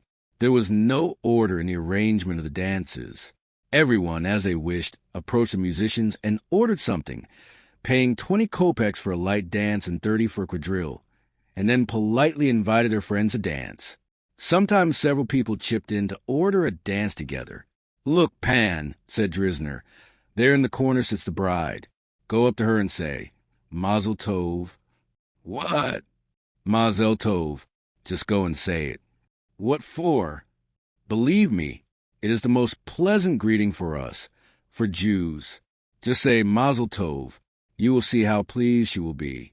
Holding his saber with his left hand, the sub-lieutenant made his way through the dancers to the bride. She was very lovely in her white dress, a rosy blonde with golden reddish hair, with light fuzz near her ears and on her cheeks, and a thin line of red along her dark eyebrows. Mazel Tov, the sub-lieutenant said in a bass voice, scraping his foot. Mazel Tov, Mazel Tov. People whispered around him approvingly, with smiles and friendly amazement. She stood up, turned completely red, blossomed into a smile, and, casting down her happy eyes, replied, Mazel Tov. A few minutes later, she sought out the sub-lieutenant in the crowd and approached him with a tray holding a silver jigger of grape vodka and a small saucer of sweet cookies. Please, she said kindly. Slyozkin drank it and cleared his throat. The vodka was unusually strong and aromatic. Put something on the tray, Drizner whispered from behind. It is the custom. The sub-lieutenant placed a 20 kopeck coin on the tray. I thank you, the bride said softly and looked at him with shining eyes. God knows what a swindle, the sub-lieutenant thought contemptuously. They invite you themselves and then force you to pay. He knew in advance that he would not return the 3 rubles to Drizner, but he still begrudged the money. It was already around 11 in the evening. In the other room, intended for supper, they also began to dance, but exclusively the old men and old women, those 3 musicians who had led the wedding procession, the clarinet, violin, and tambourine, played the mayufs, an ancient Jewish wedding dance. Respectable, stout housewives in white and yellow silk kerchiefs, tied smoothly over their heads but leaving their protruding ears exposed, and gray-bearded, solid businessmen formed a circle and sang along to the defiant, sly motif, clapping their hands in rhythm. 2 elderly men danced in the middle of the circle, holding their hands near their armpits with palms turned outward and index fingers and thumbs joined like pretzels, their little round bellies pushed forward. They paced cautiously around the circle with a prim and comical importance, advancing on each other and then, as if in bewilderment, backing away. Their exaggerated antics and mannered gestures remotely resembled the movements of a cat walking on ice. The youth, crowded behind, laughed heartily, but without the slightest shadow of mockery. God knows what an abomination, thought the sub-lieutenant. At midnight, the tables were set. They served, just as Mitkovich had predicted, stuffed pike and roast goose, fatty brown, with a sweet raisin and prune sauce. Before every morsel of food, the sub-lieutenant swallowed countless glasses of strong fruit vodka, and by the end of supper, he was completely drunk. He rolled his bleary, wet, stubbornly malicious eyes senselessly and belched. Some thin, gray-haired little old man with kind, dark, tobacco-colored eyes, a lover of philosophizing, spoke to him, leaning across the table. You, as an educated man, understand yourself. God is one for all people. Why should people quarrel if God is one? There are different faiths, but God is one. Your God is Makarka, Sly Oskin suddenly said with somber seriousness. The old man snickered obligingly and tensely, not knowing how to get out of the awkward situation, and pretending he had not understood Sly Oskin's drunken words. Huh? And our Bible is the same? Moses, Abraham, King David, it is the same for you as it is for us. Get out of... And why did you crucify Christ? The sub-lieutenant shouted, and the old man fell silent, his eyelids blinking in fear. Blind rage was brewing in Sly Oskin's brain. He was unconsciously irritated by this festive, harmonious joy, so alien to him, that almost childlike joy that only Jews are capable of at their celebrations. By some envious, hostile instinct, he felt around in the centuries-old bond, hallowed by custom and religion, a bond loathsome to his own loose, broken, petty nature of a failed priest. He was angered by the inaccessible, incomprehensible, vivid beauty of the Jewish women, and the independent manner, on this occasion, of the men, those men whom he was used to seeing on the streets, in the markets, and in the shops as humble and ingratiating. And as he grew drunker, his nostrils flared, his teeth clenched tight, and his fists balled up. After supper, the tables were cleared of dishes and leftover food. Some man jumped with his feet onto a table and began to chant something in Yiddish. When he finished, the gray-bearded Epstein, flushed from the supper and handsome, placed a silver vase and a silver seven-branch festive candelabra on the table. Everyone cheered. The herald sang something again. This time the father of the groom brought out several silver objects and laid a stack of banknotes on the table. And so, gradually, did all the wedding guests, starting with the most honorable guests and closest relatives. In this way, the dowry for the young couple was gathered, while a nimble young man, sitting at the edge of the table, recorded the gifts in a notebook. Sly Oskin pushed his way forward, touched the writer by the shoulders, and asked hoarsely, pointing at the table, "What is this swinishness now?" He could hardly stay on his feet, swaying from his toes to his heels, alternately thrusting out his belly, and then suddenly jerking his entire torso forward. His eyelids grew heavy, half closing his bleary, strained eyes. Around him, the room fell silent for a minute. Everyone turned toward Sly Oskin with alarm, and this awkward silence suddenly caused him to explode. A red, hot mist rushed to his head, clouding every object before his eyes. Opening up a shop, are we? You kikes. And why did you crucify the Lord Jesus Christ? Just you wait, you bastards. Give us time, and we'll show you what's what. We'll show you how to eat matzo with Christian blood. This time it won't just be the down from your pillows, but we'll pull the guts right out of you. Lowly spiders. You've sucked all the blood out of Russia. You've SSO Russia out. See here, you dare not speak like that. Someone's hesitant young voice shouted from the back. Coming into a stranger's house and behaving like a hooligan. A fine officer you are, another chimed in. Mr. Sly Oskin, I beg you most earnestly, I beg of you. The postal official tugged at his sleeve. Let it go. Forget it. It's not worth your health. Get lost, you groundhog. Sly Oskin roared at him. I'll smash your face in. He swung a menacing backhanded fist, but Mitkovich jumped back just in time, and the sub-lieutenant, nearly toppling over, took several clumsy steps sideways. Talking back? He shrieked furiously. Talking back? You Christ-sellers. I'll call half a company from the barracks right now and smash the lot of you to pieces. I'll raise you, he suddenly wailed in a wild, cracking voice, and, whipping his saber from its scabbard, struck it against the table. Women shrieked and rushed into the other room. But Drisner, the regimental contractor, quickly hung onto Sly Oskin's arm, babbling pleading, humbled words. while at the same time, from behind, the local cabman Yaska Shapiro, a man of extraordinary physical strength, clasped him around the back and shoulders. The sub-lieutenant thrashed in their arms, tearing at his own uniform and shirt. Someone wrenched the saber from his hands and snapped it over a knee. Another tore off his shoulder straps. He remembered nothing after that. Neither the arrival at the wedding ball of Captain Butvilovich, who had been awakened by someone and brought 2 soldiers, nor how they carried him home unconscious, nor, certainly, how his orderly, while undressing his sub-lieutenant with a face distorted by long-held malice, stared fixedly at Slyozkin and several times raised his fist with relish, though never quite daring to strike. The very next day, after being severely reprimanded by his company commander, who was likewise terrified of being held responsible, Slyozkin went running to Epstein, to Friedman, to Drisner, and to the postal official Mitkovich, begging them to remain silent about everything that had occurred. He had to endure much humiliation until he received back the symbols of his uniform's honor, a pair of shoulder straps and a broken saber. Then, for an entire day until nightfall, he did not leave his house, afraid to even look his orderly in the eye.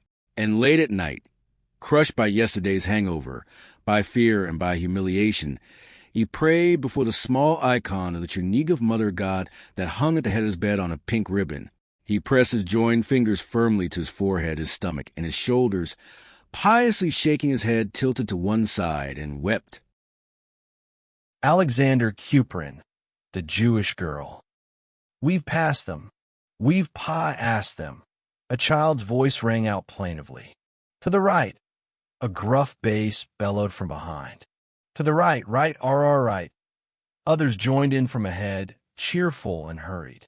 Someone gnashed their teeth. Someone let out a piercing whistle. A pack of dogs erupted into a thin, vicious, yet joyful barking.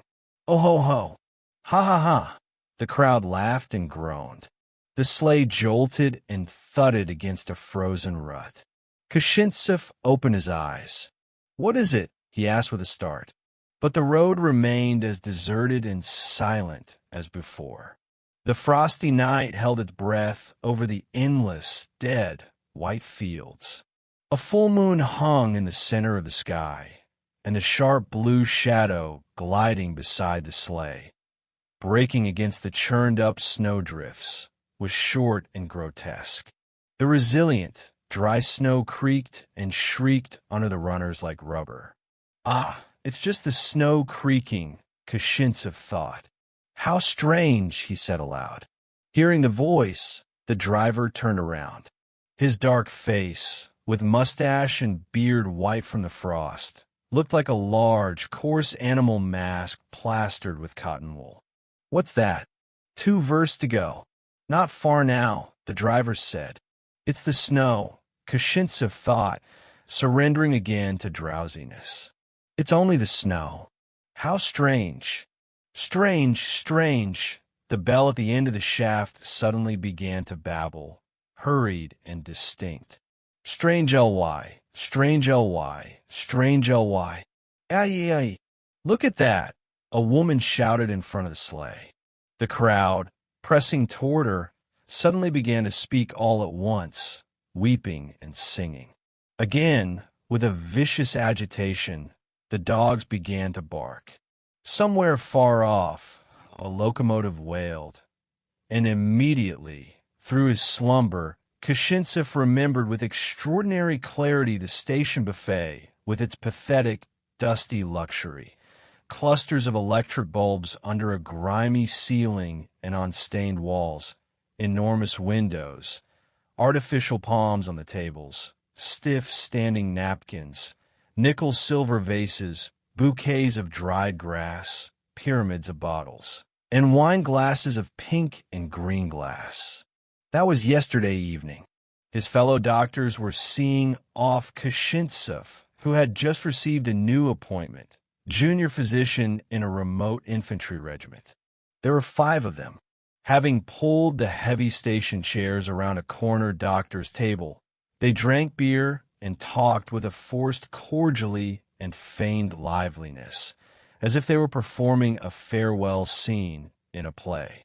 The handsome and self-assured Rule, his eyes unnaturally bright, posing and glancing around so that strangers might hear him, spoke in a familiar, foppish tone. That's how it is, old man. Our whole life, from birth to the very grave, consists of nothing but meeting and seeing each other off. You can write that down in your notebook as a keepsake. Evening aphorisms and maxims of Dr. Von Rule. Hardly had he finished speaking when a stout porter appeared at the exit doors. With the face of an angry bulldog, he shook a handbell and cried out in a sing-song voice, breaking off and choking, "Fire's bell! Kiev, Zmarinka, Odessa! The train is on the Sekouan track." And now, sitting deep and uncomfortably in the jerking sleigh, Kashintsev laughed with pleasure. The memory had emerged so extraordinarily vivid and colorful. But immediately, the tiresome, tedious impression of this endless, monotonous road returned to him. Since that morning, when he had stepped off at a small railway station and boarded the mail sleigh, only 6 or 7 hours had passed. It seemed to Kashintsev that he had been traveling this way for weeks and months, that he himself had managed to change, to grow older, duller, and more indifferent to everything since last night. Somewhere along the way he had met a beggar, drunk and ragged, with a sunken nose and a shoulder bare to the frost. Somewhere a long, thin horse with a high-arched neck and chocolate fur, thick as velvet, had been stubborn and refused to be harnessed. Someone, it seemed a lifetime ago, had said to him good-naturedly, "The road is good today. Master, you'll be there before you know it." At that moment, Kashintsev had been staring at the snowy plain, which was stained crimson by the evening sunset. But all of this had blurred, receding into some murky, improbable distance, and he could not remember where, when, or in what order it had happened. From time to time, a light sleep closed Kashintsev's eyes, and then his clouded consciousness heard strange shrieks, grinding, barking, human cries, laughter, and muttering. But he would open his eyes, and the fantastic sounds turned into the simple creak of the runners and the tolling of the shaft bell. And as before, the sleeping white fields stretched to the left and right. As before, the black, hunched back of yet another driver stuck up in front of him. As before, the horses' rumps moved rhythmically, and their knotted tails swayed. "Where should I take you, master? Straight to the post house, or to the inn?" the driver asked. Kashintsev raised his head. He was now driving down the long, straight street of some village. The packed road gleamed ahead in the moonlight like polished blue steel. On both sides, dark, pathetic little houses, crushed under heavy caps of snow, barely peered out from the deep drifts. The village seemed dead. No dogs barked, no light shone in the windows, no people were encountered. There was something eerie and mournful in this silence of human dwellings which, lost in the deep snows, huddled fearfully against one another.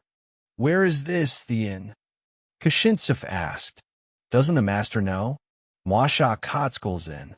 The gentry always stay there. You can have a samovar, fried eggs, a bit of a snack. You can stay the night, too. 5 guest rooms." "Very well. Let's go to the inn," Kashintsev agreed.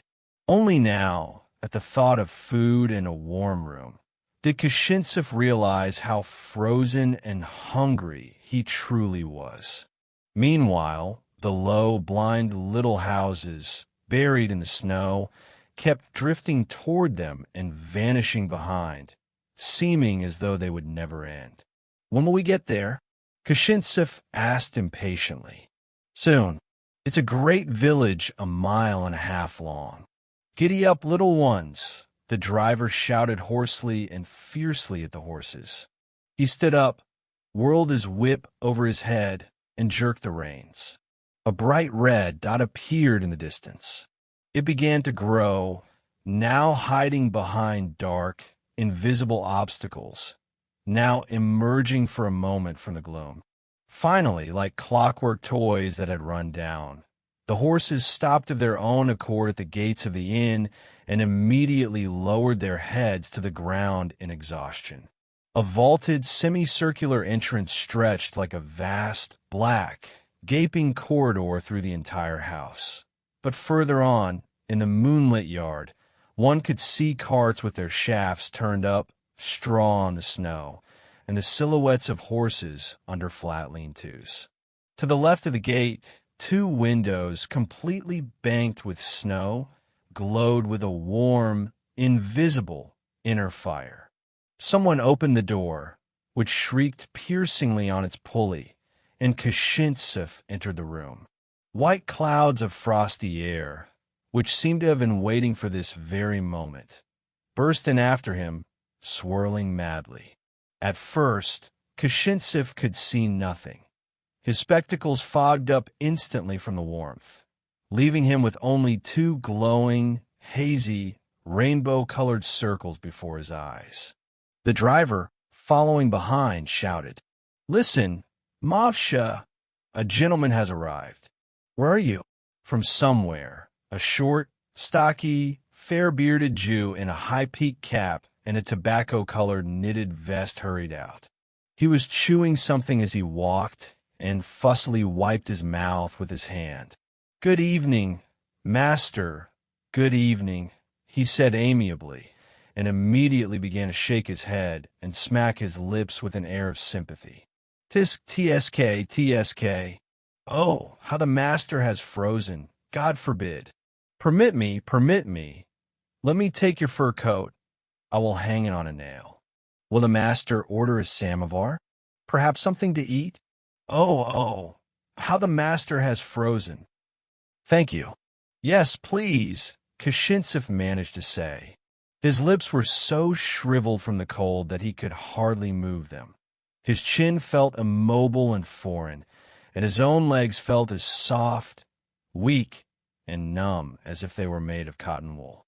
When his glasses cleared in the warmth, he looked around. The large room, with its crooked windows and earthen floor, was smeared with light blue lime, which had fallen off in large chunks in some places, revealing the wooden laths beneath. Along the walls ran narrow benches and slanted tables, their boards wet and greasy with age. A lightning lamp burned just under the ceiling. The back, smaller part of the room was partitioned off by a patterned chintz curtain, from behind which came the smell of dirty bedding, baby diapers, and some kind of pungent food. In front of the curtain stood a wooden counter. At one of the tables, opposite Kashintsef, sat a peasant in a brown tunic and a sheepskin hat, his shaggy head resting on his splayed elbows. He was heavily, helplessly drunk, his head swaying against the table as he hiccuped and muttered something unintelligible in a hoarse, strained voice, bubbling with saliva. "What can you give me to eat?" Kashintsef asked. "I'm very hungry." Kotskul raised his shoulders and spread his hands. He squinted his left eye and remained in that position for several seconds. "What can I give the master to eat?" he repeated with a slyly discerning look. "What does the master wish? One can get anything. One can set the samovar. One can boil eggs. One can get milk. Well, you understand yourself, master. What can be found in such a wretched village? One could cook a chicken, but that would take a very long time. Bring the eggs, bring the milk. What else? What else?" Kotskul asked as if surprised. "I could offer the master some stuffed Jewish fish. But perhaps the master does not like Jewish cooking? You know, the ordinary Jewish fish, gefilte fish, which my wife prepares for the Sabbath. Bring the fish, then, and please a glass of vodka." The Jew closed both eyes, shook his head, and smacked his lips with contrition. "There is no vodka," he said in a whisper. "You know yourself how strict things are these days. Is the master traveling far? To Huseyton? Is the master, if you'll excuse me, in the police force?" "No, I'm a doctor, a military surgeon." "Ah, the master is a doctor. That is very pleasant. On my conscience, I am so sorry I cannot get you any vodka. However, Etlia," Kotskill shouted, stepping away from the table. "Etlia." He vanished behind the curtain and began speaking in Yiddish, rapidly, as if he were angry. Afterward, he appeared in the common room several times only to disappear again, clearly in a great bustle. At that moment, the peasant lying at the table suddenly raised his head, his wet mouth agape, and his eyes glazed, and began to sing in a hoarse voice, something in his throat clicking and squelching. "Oh, tell me, would it not be possible?" Kotskill rushed over to him and shook him by the shoulder. "Trokim, listen, Trokim, I asked you so kindly not to carry on. See, the gentleman is offended. Well, you've had your drink, and that's fine, and may God grant you happiness. Now, just go on home, Trokim." "Kikes!" the peasant suddenly roared in a terrifying voice, slamming his fist onto the table with all his might. "Kikes, damn your mothers! I'll kill you!" He fell heavily back onto the table and began to mutter. Kotskill, his face turning pale, recoiled from the table. His lips twisted into a smile that was at once disdainful, embarrassed, and helpless. "You see, doctor, what my piece of bread costs me," he said bitterly, turning to Kashintsev. "Now tell me, what can I do with such a man? What can I do? Etlia!" He shouted toward the curtain. "When will you finally serve the master his pike?" He dived back into the partitioned area, but returned almost instantly with a platter. On it lay fish, cut into thin slices and smothered in a dark sauce. He also brought a large loaf of white bread with a hard, braided crust, speckled with the black seeds of some aromatic seasoning.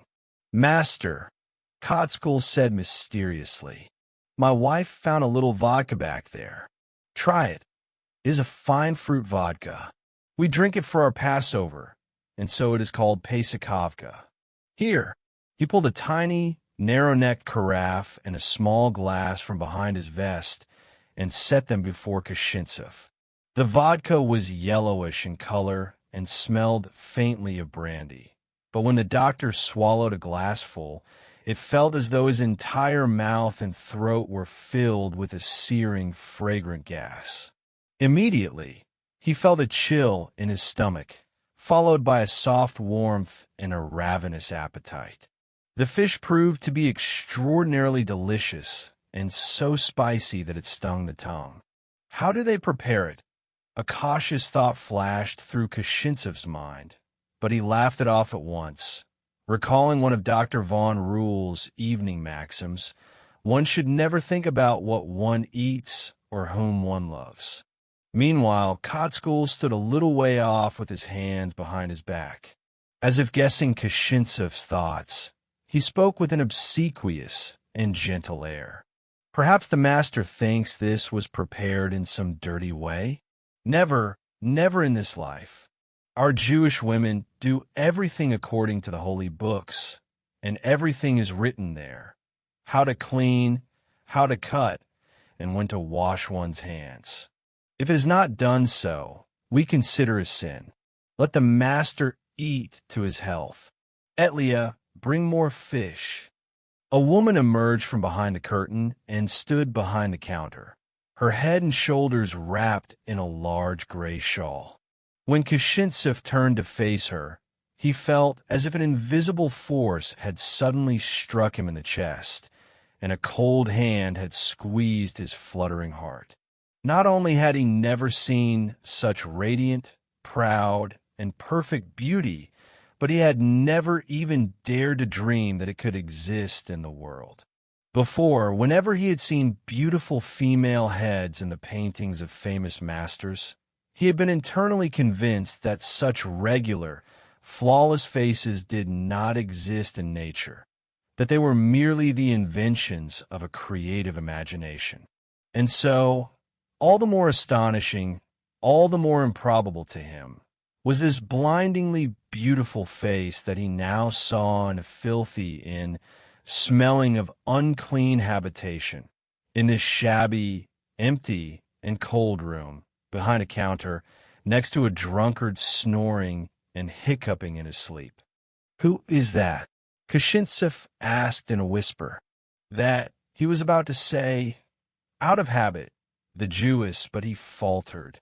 "That woman." "Who?" "Her," Kotskul asked nonchalantly, with a toss of his head. "That master is my wife. How beautiful she is." Kotskul gave a short laugh and shrugged his shoulders with disdain. "Is a master mocking me?" he asked reproachfully. "What is she? Just an ordinary, poor Jewish woman, nothing more. Has the master not seen truly beautiful women in the big cities? Etlia." He turned to his wife and muttered something in rapid Yiddish, which made her suddenly laugh, flashing a row of even white teeth. She hiked one shoulder, so high it was as if she meant to rub her cheek against it. "Is the master a bachelor? Or is he married?" Kotskul asked with a fawning caution. "No, I am a bachelor." "Why do you ask?" "No reason, just so." "So, the master is a bachelor. But why does the master, such a respectable and educated man, not wish to marry?" "Well, that is a long story. For many reasons. Though, I suppose it is not yet too late. I'm not so old after all. Am I?" Kotskul suddenly pressed close to the doctor, glanced fearfully around, and said, pointedly lowering his voice, "Perhaps you, master, would like to stay the night in our inn? Please do not worry. The very best gentlemen stay with me. Master Varpakovsky from Monasterish, the estate manager Lutsky, even the officer gentlemen come here. No, I must hurry. I haven't the time." But Kotskul, with a sly, discerning, and beckoning look, squinting first one eye, then the other, continued to insist. "It will be better, by God, to stay the night, master. Where will you go in such a bitter cold? May I never see the light of tomorrow if I tell a lie. Only listen what I tell you, doctor. There is a certain former governess here." A sudden, mad thought flashed through Kashintsev's mind. He cast a furtive, thieving glance at Etlia. She looked out the frost-covered window from a distance, indifferent, as though she did not understand the conversation between her husband and the guest. In that same instant, he felt a sting of shame. "Leave me alone. Go," he ordered Kotskul sharply. Kashintsev understood what the man was implying, less from his words than from the expression on his face, but he could not bring himself to be angry, though he felt he ought to be under other circumstances. The warmth of the room, after the long, cold road, had unstrung and softened his body. From the vodka he had drunk, his head spun with a quiet, sweet dizziness. The skin on his face burned pleasantly. He wanted to sit without moving, experiencing a languid sense of fullness, warmth, and light intoxication, refusing to think that in a few minutes he would have to board the sleigh again and face the endless, tedious, frozen road. And in this strange, light, and blissful state, it gave him an inexpressible pleasure to let his eyes rest, now and then, as if by accident, as if deceiving himself, on the beautiful face of the woman. He thought of her not in abstract ideas, but in words, as if speaking to an invisible companion. Could anyone ever describe this face? Kashintsev said to himself, could one ever convey in ordinary, poor, everyday language these marvelous features, these tender and vivid colors? See how she has turned almost directly toward me now. How pure, how amazingly elegant is that line that runs from the temple to the ear and descends to the chin, defining the cheek. The forehead is low, framed by fine, downy hair. How charming that is, how feminine, how colorful. Her eyes are enormous and black. So enormous and black they seem painted.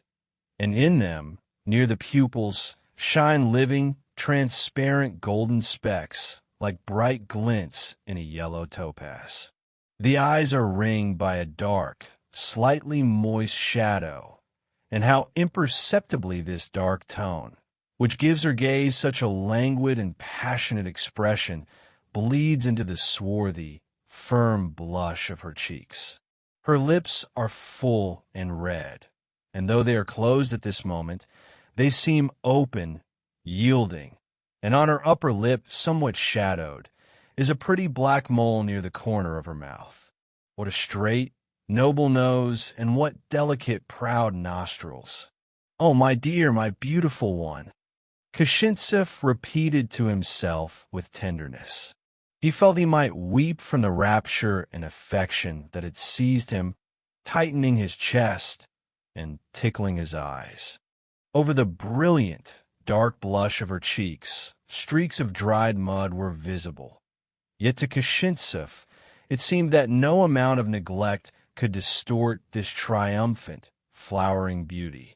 He also noticed, as she stepped from behind the counter, that the hem of her short, pink cotton skirt was heavy and sodden with grime, slapping against her with every step, and that on her feet were enormous, worn-out shoes with protruding pull tabs.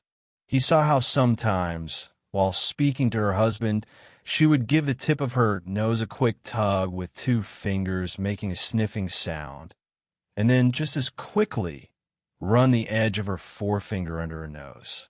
Yet, despite all this, nothing vulgar, nothing ridiculous or pathetic could tarnish her beauty. Wherein lies happiness? Kashintsev asked himself, and immediately replied, the only happiness is to possess such a woman, to know that this divine beauty is yours. A trite, soldier's word, possess, but what is everything else in life compared to this? A professional career, ambition, philosophy, fame, the firmness of one's convictions, social issues. A year, 2 or 3 will pass, and perhaps I shall marry. My wife will be from a noble family, a thin, flaxen-haired girl with sparse ringlets on her forehead, educated and hysterical, with a narrow pelvis and a cold, blue body covered in goose flesh like a plucked hen. She will play the piano, discourse on issues, and suffer from feminine ailments, and we both, like a male and female of some species, will feel only indifference toward each other, if not loathing. And who is to say that the entire purpose, the whole meaning and joy of my life, does not lie in securing a woman like this by any means fair or foul? To steal her, take her, seduce her. What does it matter? Let her be filthy, ignorant, undeveloped, greedy. Oh God, what trifles these are compared to her miraculous beauty. Kotskul approached again and stood near Kashintsev, thrusting his hands into his trouser pockets, and sighed. And have you read, master, what they write in the newspapers? He asked with polite caution. What is the latest news of the war? It is all the same. We are retreating. We are being beaten. Though I haven't read the papers today, Kashintsev replied. The master hasn't read them. What a pity. You see, master, we live here in the steppe and hear nothing of what goes on in the world. They were also writing about the Zionists. Did the master read that a Congress was meeting in Paris? I did, of course. Kashintsev looked at him intently. Beneath the man's outward, bustling shrewdness, one could sense something stunted and frail, speaking of poverty, humiliation, and poor nourishment. The most pathetic impression came from his long neck emerging from a worsted scarf, thin and a dirty yellow. Upon it, two long, strained veins stood out like thick strings on either side of his throat, with a hollow gap between them. "What is it you actually do here?" Kashintsev asked, overcome by a kind of guilty regret. "Well now," Kotskal shrugged with an air of hopeless disdain. "What can a poor Jew do within the pale of settlement? We scramble as best we can. We buy and sell when there's a market. We snatch the last crust of bread from one another's mouths. What is there to say? Is anyone truly interested in how we suffer here?" He gave a weary wave of his hand and went behind the curtain, leaving Kashintsev to return to his interrupted thoughts. These reflections were like those shifting, multicolored half-words and half-images that come to a man in the morning, on the border between sleep and waking. Those which, until one is fully awake, seem so delicate, effortlessly light, and yet filled with such profound significance. Never before had Kashintsev experienced such pleasure in daydreaming as he did now, softened by warmth and satiety, sitting with his back against the wall and his legs stretched out. A great part of this pleasure was centered on an indistinct spot in the pattern of the mottled curtain. It was necessary to find it with his eyes, to fix upon it, and then his thoughts began to flow of their own accord, smoothly, freely, and vividly, never lingering, leaving no trace, and bringing with them a quiet, tingling joy. Everything else vanished into a bluish, shimmering mist. The battered walls of the inn, the crooked tables, and the filthy counter. All that remained was one beautiful face, which Kashintsev saw and felt, despite the fact that he was staring not at her, but at that same vague, unknown spot. An amazing, inscrutable people. Kashintsev thought, what is it they're destined to endure next? Through dozens of centuries they have passed, mixing with no one, disdainfully setting themselves apart from all nations, hiding in their hearts an ancient sorrow and an ancient flame. The vivid, vast life of Rome, Greece, and Egypt long ago became the property of museum collections, became historical delirium, a distant fable. Yet this mysterious people, who were already patriarchs in the days of those nations' infancy, not only exists, but has everywhere preserved its hardy, burning southern type. They have kept their faith, so full of grand hopes and petty rituals, kept the sacred language of their inspired, divine books, kept their mystical alphabet, whose very characters breathe 1,000 years of antiquity. What did this people endure in the days of its youth? With whom did it trade and form alliances? Against whom did it wage war? No trace remains of its enigmatic enemies, of all those Philistines, Amalekites, Moabites, and other semi-mythical tribes. Yet this people, supple and immortal, still lives on, as if fulfilling some supernatural predestination. Their history is permeated with tragic horror and drenched in their own blood.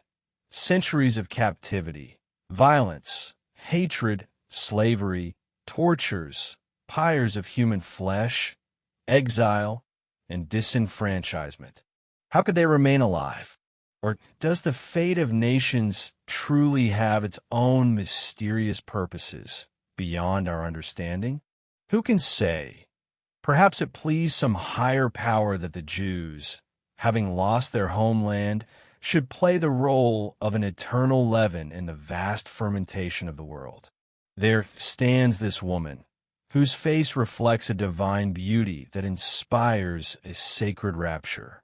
How many millennia must her people have refrained from mingling with others to preserve these marvelous biblical features? with that same smooth kerchief upon her head, with those same deep eyes and the mournful fold near the lips, the mother of Jesus Christ is painted. With that same faultless, pure grace shone the dark Judith, the gentle Ruth, the tender Leah, the beautiful Rachel, Hagar, and Sarah. Looking at her, you believe, you feel, and you almost see how this people, in its dizzying genealogy, reaches back to Moses, rises to Abraham, and higher, still higher, straight to the great, terrible, and vengeful God of the Bible. With whom was I arguing recently? Kashintsev suddenly recalled. Arguing about the Jews. Was it with a colonel of the general staff in a railway carriage? Or perhaps not. It was with the district doctor from Stepanyi. He said, "The Jews have grown decrepit. The Jews have lost their nationality and their homeland. The Jewish people must degenerate because not a single drop of fresh blood ever penetrates their veins. Only two things remain for them, either to merge with other nations, to dissolve within them, or to perish." Yes, back then I found no counter-argument. But now, I would lead him to this woman behind the counter and say, "Look, here she is. Here is the guarantee of the Jewish people's immortality. Let Kotskoll be frail, pathetic, and sickly. Let the eternal struggle for life have left the cruel marks of craftiness, timidity, and distrust upon his face. For thousands of years he has had to scramble as best he could, suffocating in various ghettos. But the Jewish woman guards the spirit and the type of the race. Through streams of blood, under the weight of violence, she carefully carries the sacred fire of the national genius and will never let it be extinguished. As I look at her, I feel the black abyss of centuries opening up behind her. Here is a miracle. Here is some divine mystery. Oh, what am I? A savage yesterday and an intellectual today. What do I signify in her eyes? What do I mean compared to this living enigma, perhaps the most inexplicable and the greatest in the history of mankind? Kashintsev suddenly snapped out of it. A commotion had erupted in the inn.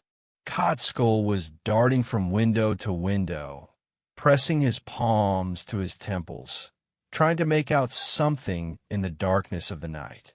With an expression of loathing and annoyance, Etlya was jerking the collar of the drunken peasant, who repeatedly raised and lowered his red, mindless face, swollen from sleep with puffy lumps under his eyes, while rasping wildly.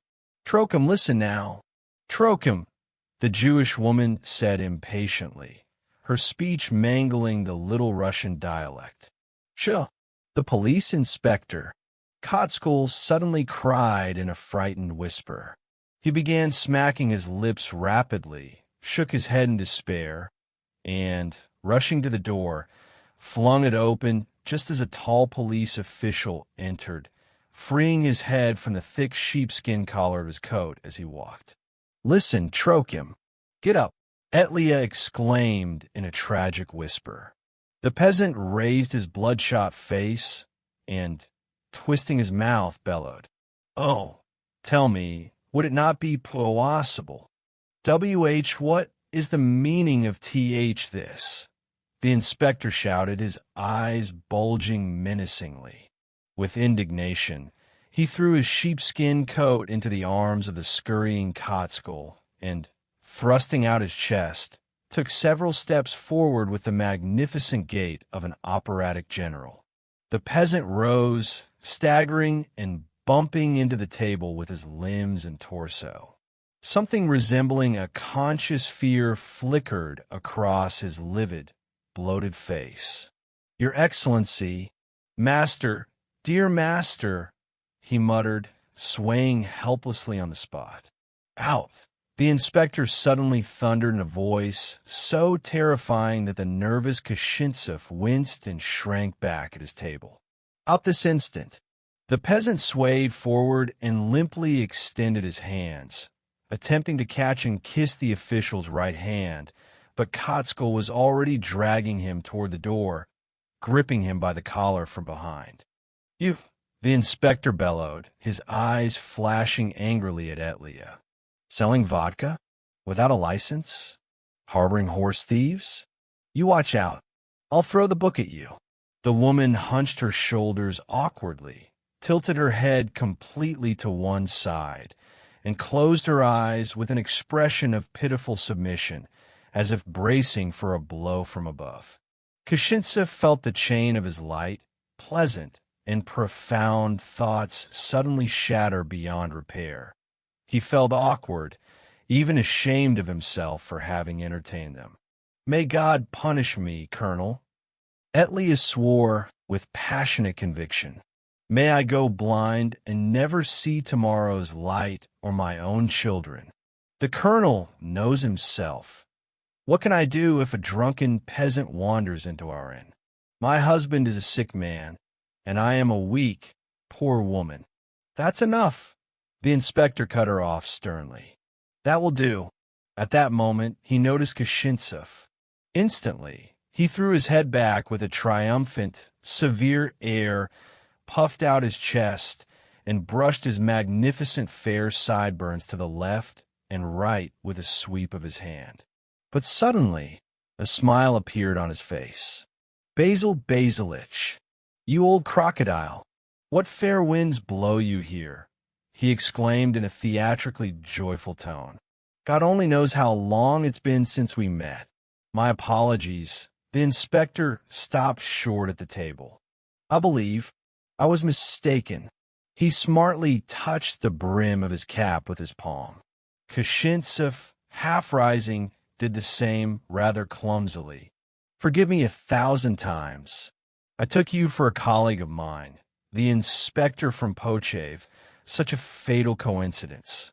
Once again, my apologies. Still, the resemblance of the uniforms is such that, in any case, allow me to introduce myself. The local inspector, and so to speak, the wielder of thunderbolts, Irisov Pavel Afinijanik." Kashintsev stood again and gave his name. "Since everything has turned out so extraordinarily, allow me to join you," Irisov said, again deftly touching his cap and clicking his heels. "Very, very pleased to make your acquaintance. Hey, Kotsko, bring the leather case from my sleigh.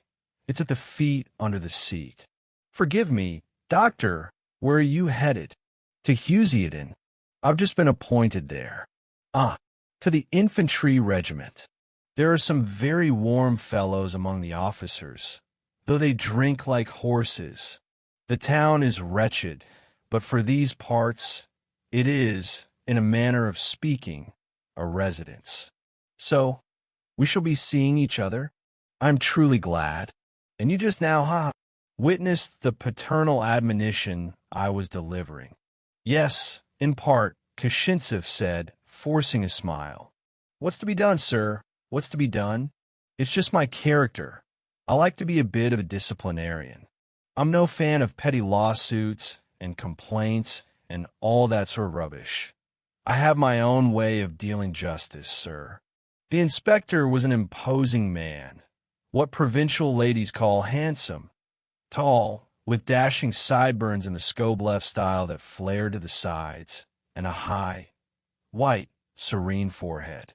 His eyes were of a beautiful blue, wearing a constant expression of languid and somewhat unseemly, unmasculine, capricious fatigue. His whole face had a delicate, even porcelain-pink hue, and his supple, crimson lips moved and stretched coquettishly, like two restless redworms. It was clear in every way that Inspector Irisov was a local beauty, a fine fellow, and a heartbreaker, a former cavalryman, likely a gambler and a reveler, the sort of man who could go without sleep for 3 days straight and never be drunk. He spoke rapidly and articulately, assuming an exaggeratedly attentive face when his companion spoke, but evidently listening only to himself. I'm a father to them all, but a strict father, the inspector continued, raising a forefinger impressively. Put the case on the table, Cotskull, like that. I'm strict, that is true. I won't let anyone sit on my neck like others do, but then I know every one of my subjects, so to speak, by heart. You saw that little peasant just now? That is Trokim from Orakovo, known in the streets as the Tail. Do you think I don't know he's a horse thief? I know it perfectly well. But for the time being, I hold my peace, and then one fine May morning, click, and Trokim the Tail is removed from circulation. And look at this Cotskull here. A dirty little Jew, isn't he? But believe me, I know exactly what the scoundrel is up to. What? Am I not right, Cotskull? Oh, my God, as if the colonel could ever tell a lie. Cotskull cried out with obsequious reproach. All of us, every poor, miserable little Jew among us, pray to God constantly for the inspector. We even say to one another, why do we need a natural father when our kind, beloved master inspector is better to us than any father could be? You see, the inspector asked carelessly, pointing his thumb over his shoulder at Cotskull and narrowing his eyes significantly. The voice of the people. But don't you worry, I keep them right here in my grip. Am I right, Cotskull? What can I say to that? Cotskull shriveled up, almost squatting, and thrust his hands forward as if pushing away some monstrous, unjust accusation. We don't even have time to think a thought before the master inspector knows it all in advance. Hear that? Irisov asked curtly. Pray, proceed, said Sobakevich. He quoted, gesturing toward the open case. Will you have some roasted home-style duck? A magnificent duck. And this is Zubrovka, fish pastries with onions. Here is some rum. No, don't doubt it, real Jamaican rum. It even smells of bedbugs. And this, please do not laugh at me. This is chocolate. A lady's amusement, so to speak. I recommend it. On the road, it is the most nourishing thing. I learned that from sad experience, in the line of my thankless service. In winter, it happens that a blizzard traps you in such a place that you're stuck for 2 days and couldn't beg a crust of bread for any amount of money. But what am I babbling for? Please. Kashintsev politely declined the hospitality, but the inspector displayed the most energetic persistence. He was forced to drink a glass of rum, which smelled of anything but rum. Kashintsev felt sad, constrained, and weary. Occasionally, he stole a glance at Etlia, who was talking animatedly in a whisper with her husband behind the counter. Her fantastic charm seemed to have faded. Something pathetic, degraded, and terrible in its mundane modernity was now felt in her face, yet it remained as touchingly beautiful as before. Ah, so that's where you've set your sights, the inspector suddenly said slyly, chewing on the chicken and wetly moving his supple lips. A pretty little Jewess. Isn't she uncommonly beautiful? A delight. Kashintsev blurted out involuntarily. Why, yes. Fine goods. Be but. The inspector spread his hands, gave a feigned sigh, and closed his eyes for a second. But nothing can be done. We've tried. There's no physical possibility. One mustn't, though the eye sees it. Here, allow me, I'll ask him right now. Hey, Cotskull, comma. For God's sake, I beg of you. Kashintsev reached out an entreating hand and rose from the bench. I earnestly beg of you. And nonsense. Cotskull. At that moment the door opened, and the next driver entered with a whip in his hand and a cap shaped like a Confederate on his head. Which of the masters needs horses to Hugheston? The driver asked.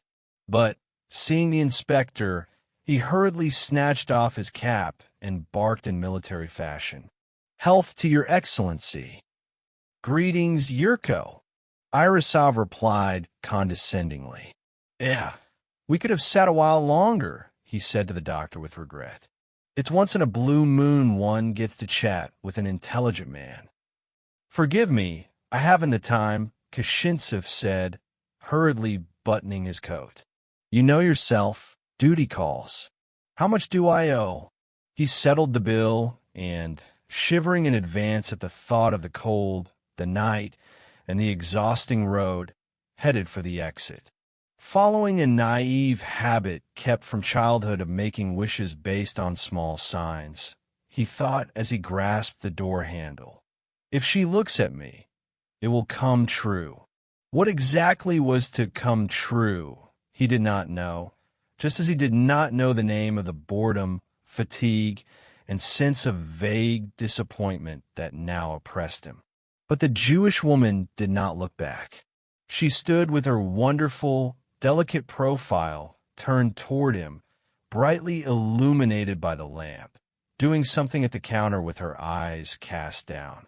"Goodbye," Kashintsev said, opening the door. Elastic clouds of steam burst in from the street, veiling the beautiful face and drenching the doctor in dry cold. At the porch stood the male horses, their heads drooping gloomily. They passed the village, crossed the river on the ice, and once again the long, mournful road stretched out with dead white fields to the right and left. Kashintsev dozed off. Immediately, strange, deceptive sounds began to speak and sing in front, behind, and beside the sleigh. A pack of dogs broke into shrieks and barks. A human crowd murmured. A child's silver laughter rang out, and the bells prattled like madmen, pronouncing distinct words. "The first thing is firmness, firmness," the inspector's voice shouted. Kashintsev struck his elbow against the side of the sleigh and woke up. On both sides of the road, high branches burdened with snow, looking like white paws, ran toward him. Between them, far ahead, loomed slender columns, stone fences and balconies, high white walls with black Gothic windows, the fantastic lines of some sleeping, enchanted palace. But the sleigh turned with the bend in the road, and the spectral palace vanished, turning back into dark rows of trees and canopies of snow-laden branches. "Where am I? Where am I going?" Kashintsev asked himself in bewilderment and fear. What was that which just happened to me? Something so large, joyful, and important? In his memory, with startling clarity, there surfaced the lovely female face, the delicate outline of the cheeks and chin, the moist, calmly passionate eyes, the beautiful curve of the flowering lips. And suddenly his own life, both that which had passed and that which still lay ahead, appeared to him as sad and lonely as this night road, with its boredom, cold, emptiness, and desolation, with its irritating, somnolent deceptions. In passing, the commanding beauty of a strange, unknown woman had illuminated and warmed his soul, filling it with happiness, wondrous thoughts, and a sweet anxiety. But already that stretch of life had rushed by and vanished behind him, leaving only a single memory, like the light of a chance station disappearing in the distance. And ahead, no other light is visible. The horses run at a measured trot, and the indifferent driver, time, dozes impassively on the box.